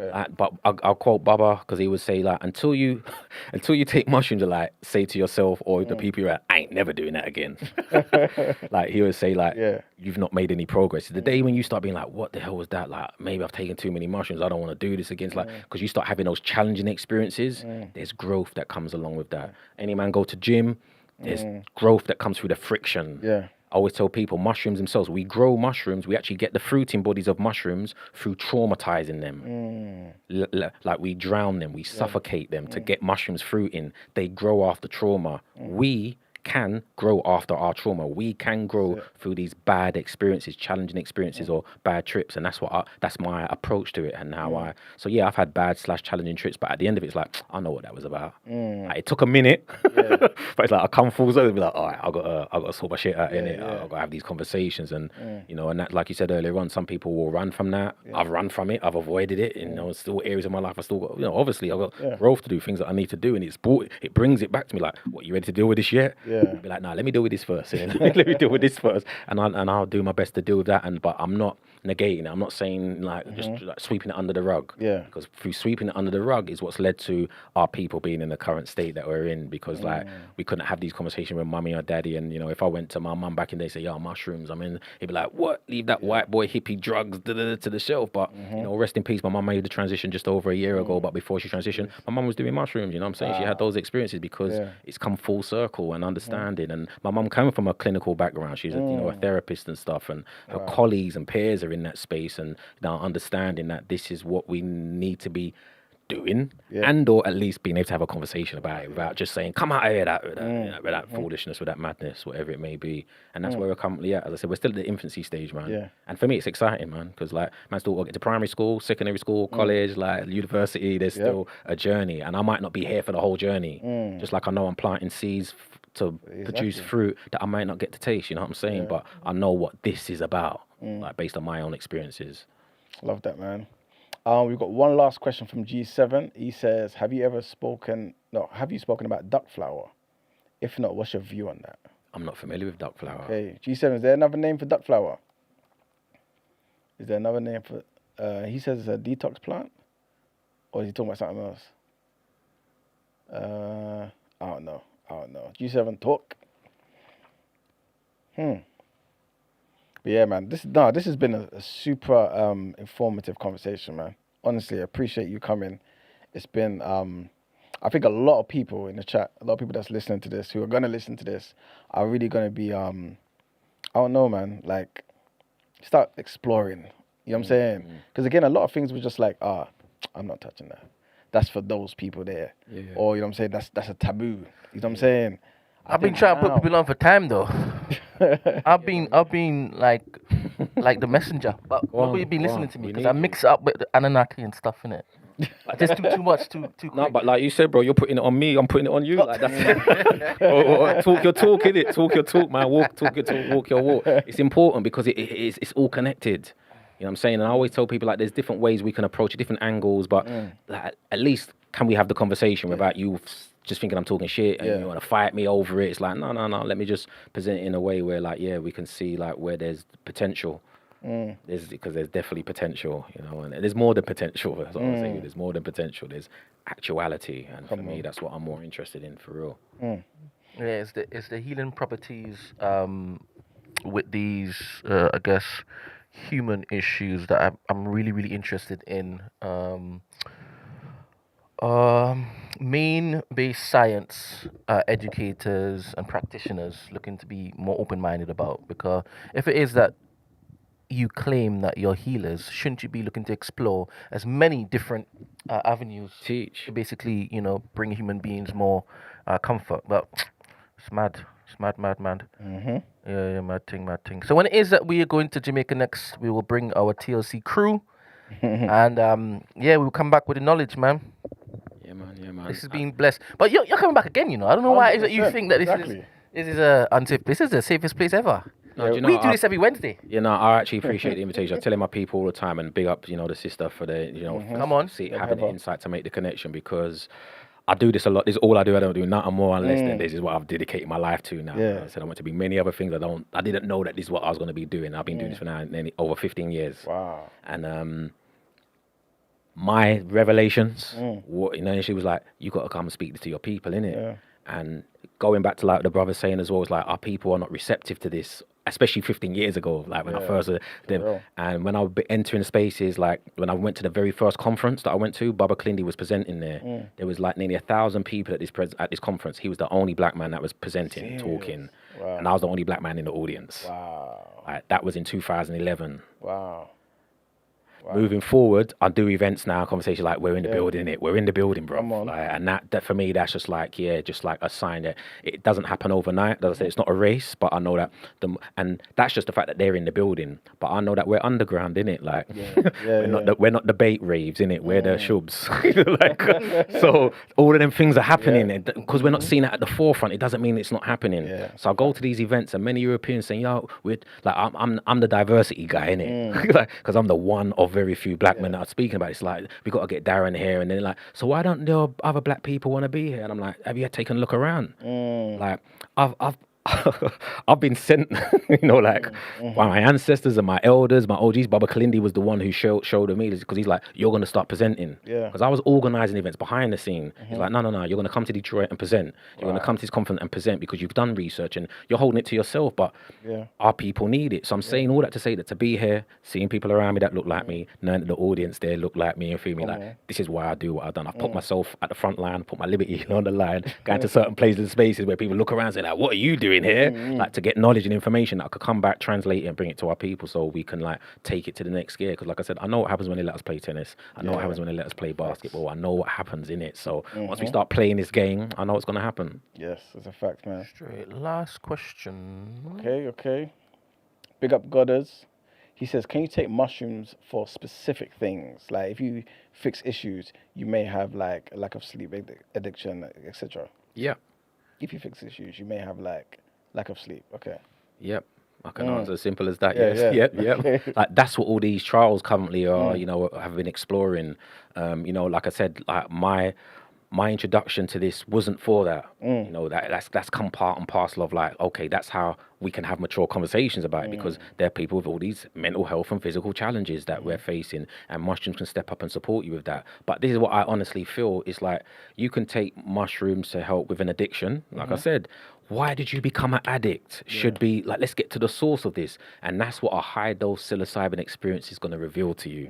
Yeah, you can microdose and you can get a little vibe and get through the day, get through the week, get through the month, get through the year. But have you really addressed what it is that needs to be addressed? And that, it gets deep, like, in that sense of, like, about what it gets deep, because it might take you back hundreds or thousands of years. Like, it was our people being displaced and put in certain places why we have now become the version that we become. And, like, can I go back and do something about it? Yes, you can. What are you going to do about it? And if you're comfortable in your comfort zone, just with your feet up, watch your match of the day, cool, do what you're doing, innit? But if you're like, right, I could actually do something about it, like, what can I do? They're going to be like, well, take more mushrooms and come back in again, and we're going to give you your files. We're going to give you it's like going to school, going to college, going to uni. It's like, we're going to give you some lessons, and you take the lessons and run with it. And that's what, you can do. So just to answer the question again, yes, it can help with addiction, sleep, obesity, you name it. There's a long list of, therapeutic potentials. Like that's why we call them, for lack of a better word, magic mushrooms. It's like it's magical. They cover so much. Sick. All right, just so you're aware, this is Shangu. Shango. It is the axe. It's not a mushroom, but he's wearing a mushroom. Yeah. That's a mushroom. It's your Amanita pantherina, Come on. Amanita muscaria, aka fly agaric mushroom. So just do that red and white mushroom that we all know, the Smurf mushroom, that Alice in Wonderland mushroom, that mushroom that the world knows. Mario, one up. There you go. Wow. So I tell people we're living in Mario world, man. Come on. What happens when Mario eats the mushrooms? For real, man. Grows. You want to grow? Come on, child. Just wait till the evening session for this one. All right, Manu. Yes. We're at the end of the fantastic convo. Yes, we are. Are we not entertained, people? What was the poll you asked the AI to basically do? You just asked it to do it. Oh, okay. Yeah, to the live. Should have asked for a different poll, To man. get the likes up. You understand? Yeah, we didn't do it. It didn't. I AI don't know. didn't do I don't know what AI is doing today. You understand? it. On mushrooms. Yeah, Hating, you understand? Exactly. Mad hater. You understand? But they can't stop the progress. Obviously, this is going to be on YouTube, innit? Yeah. The actual conversation itself. So please, guys, when that drops, share the video, like the video, subscribe to the channel, of course. You know what I'm saying? And let's get the information out to the people then, man. And when I clip it up, make sure and spread it. Yeah, Sure, man. it needs to go where it needs to go. Some fantastic quotables that I know I have, definitely. That's it. Yeah. Also, guys, just a reminder, we're going to be off for a week, Yes. guys. You know what I'm saying? We've got a lot of stuff to... Going to Jamaica. There you go. You understand? Behind the scenes and whatnot. So, yeah, we'll be back next Thursday. Maybe. Yeah, you know, the trip might be longer. Extend that, you get me? You understand? Half of us may come back. So bear with us, man. You know what I'm saying? And yeah, that's pretty much it, right? Nothing else to announce. Follow, join the Patreon as well. Remember, loads of other shows. You know what I'm saying? The There'll still Listeners be other Couch. shows running. Yeah, the Listeners Couch every Friday evening, 7 p.m., guys. The Rotation as well. Follow that page, the Rotation TNB. The Pulse as well. There's so many different. Yeah, Timmy has she has a show this Wednesday at 7 p.m. All right then. Fantastic author. She's gonna be jumping in virtually. So make sure and tune in for that. Yeah, man. Just keep following the socials and then look out for the announcements that the community managers Ed and Energy drop in the Discord. Indeed. Yeah, man. So yeah. Again, it's been an absolute pleasure, Darren. Thank you for joining us, man. It's been a good one. You know what I'm saying? Yeah, man. I'm sure the community feels edified by the information. You know what I'm saying? And you know what? Maybe we do need the week to actually take in the information again. I told you what I'm taking in for the week. Yeah. So, all right then. I told you what I'm consuming. Yeah. You understand?